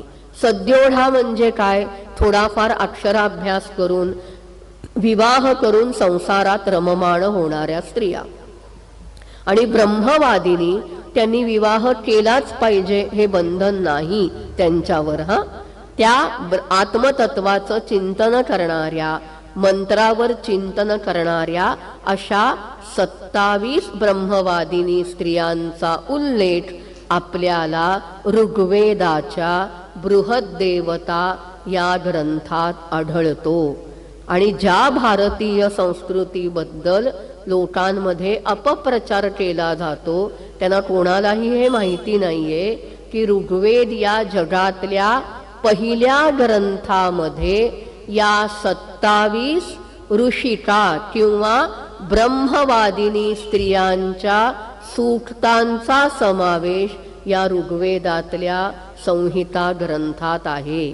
आणि काल मी ऋषी तर्पणाबद्दल बोलले. दररोज कृतज्ञता म्हणून त्या ऋषींना तर्पण करायचंय. ते केवळ ऋषींना आहे का नाही, तर या ज्या ब्रह्मवादिनी स्त्रिया आहेत त्यांनाही तर्पण करा असा उल्लेख आपल्याला गृह्य सूत्रात आढळतो. त्या ऋषी स्त्रियांची नावं त्यांनी दिलेली आहेत. सुलभाम तर्पयामी, कहोळीम तर्पयामी, म्हणजे त्या स्त्रियांच्या नावाचा उल्लेख करून त्यांना तर्पण करायला सांगितलेलं आहे. आपल्याला फक्त गार्गी, मैत्रेयी ही नावं माहिती असतात, पण नक्की त्या स्त्रिया कोण होत्या हे आपल्याला माहिती नसतं. म्हणून जाता जाता मी हा ओझरता उल्लेख केला. त्यामुळे वैदिक वाङ्मय जे आपल्या भारतीय संस्कृतीचा पाया आहे, ज्या पायावर ही आपल्या संस्कृतीची इमारत उभी आहे, त्या पायामध्ये, त्या वेदवाङ्मयामध्ये सारे विचार दडलेले आहेत. अगदी प्रवृत्तीवादापासून निवृत्तीवादापर्यंतचा विचार या वैदिक वाङ्मयामध्ये केलेला आपल्याला दिसून येतो. म्हणजे अगदी स्वाध्यायान मा प्रमदः, मग गृहस्थाश्रमाच्या कर्तव्यापासून सुरुवात करून माणसाने आपलं जीवन कसं व्यतीत करावं हे सांगत सांगत शेवटी उपनिषदामध्ये काय सांगतात, प्रत्येकाला मोक्ष मिळवायचा आहे. आणि म्हणून याज्ञवल्क्य ऋषी आपली पत्नी मैत्रेयी तिला असं सांगतायत, पहा, आत्मा वा अरे द्रष्टव्यः श्रोतव्यः मंतव्यः निदिध्यासितव्यः मैत्रेयी. आपल्याला माहिती आहे संत श्रेष्ठ तुकाराम महाराज, ते जेव्हा शिवाजी महाराज त्यांच्याकडे आले आणि त्यांनी पुन्हा नजराणे अर्पण केले, तेव्हा तुकाराम महाराज काय म्हणाले, सोने आणि नाणे आम्हा मृत्यूचे समान. बृहदारण्यकोपनिषदातला महर्षी याज्ञवल्क्य आणि मैत्रेयी यांच्यातला संवाद जर का आपण ऐकला तर तिथेही आपल्याला हाच विचार दिसतो. कात्यायनी आणि मैत्रेयी या याज्ञवल्क्यांच्या पत्नी, याज्ञवल्क्य वानप्रस्थाला जाताना म्हणतात की मी माझी संपत्ती आता त्याची विभागणी करणार आहे. कात्यायनी ही सामान्य गृहिणी आहे, ती संपत्ती घेते आणि शांत बसते. मैत्रेयीला संपत्ती नकोय, तिला आत्मज्ञान मिळवायचं आहे. तेव्हा ती याज्ञवल्क्यांना प्रश्न विचारते. बघा कसा प्रश्न ती विचारते की ही सारी पृथ्वी तुम्ही मला पैशाने भरून दिलीत तर मला आत्मज्ञान मिळेल का? तेव्हा याज्ञवल्क्यांच्या तोंडी एक फार सुंदर वाक्य आहे. ते असं म्हणतात, यथैव उपकरणवतां जीवितं तथैव ते जीवितं स्यात् मैत्रेयी. आत्मतत्वस्य तू न आशा अस्ति वित्तेन. तुझं जीवन कसं होईल पैसा घेऊन? आज ज्याप्रमाणे आपण पाहतो अनेक सुखसोयींनी भरलेलं घर ज्याप्रमाणे असतं ना, त्यांचं जसं जगणं असतं तसंच जगणं तुझं होईल. कारण आत्मतत्वाने, पैशाने हे आत्मतत्व मिळवता येत नाही. त्यासाठी त्या आत्मतत्वाचा ध्यास धरावा लागतो. त्याचा ध्यास घेतल्याखेरीज आपल्याला हे आत्मज्ञान होत नाही. त्यामुळे वेद, काल मी जो सायणाचार्यांचं व्याख्या तुम्हाला सांगितली की ऐहिक आणि आमुष्मिक म्हणजे पारलौकिक या दोन्हीचा उपाय देणारा एकमेव ग्रंथ आहे आणि तो म्हणजे वेद. त्यामुळे माणसाचं आयुष्य त्यांनी कसं घालवावं, चांगल्या आचार विचार आणि कर्म करीत उत्तम आयुष्य घालवत पुढे मोक्ष कसा मिळवावा याचा उत्तम उपदेश करणारे हे वेद, हे ग्रंथ, हे खऱ्या अर्थाने आपल्या संस्कृतीचा पाया आहेत. हे निर्विवाद सत्य आहे. शेवटी मगाशी जो मी उल्लेख केला ज्या रुचेचा, ती रुचा म्हणून मी माझ्या या व्याख्यानाचा समारोप करणार आहे. आणि या 2 दिवसाचं हे जे काही माझं व्याख्यान आहे ते परमपूज्य नरहर गुरु यांच्या पवित्र स्मृतीला मी नम्रतापूर्वक समर्पित करणार आहे. आता शेवटी मी ती रुचा म्हणून माझ्या या व्याख्यानाचा समारोप करते.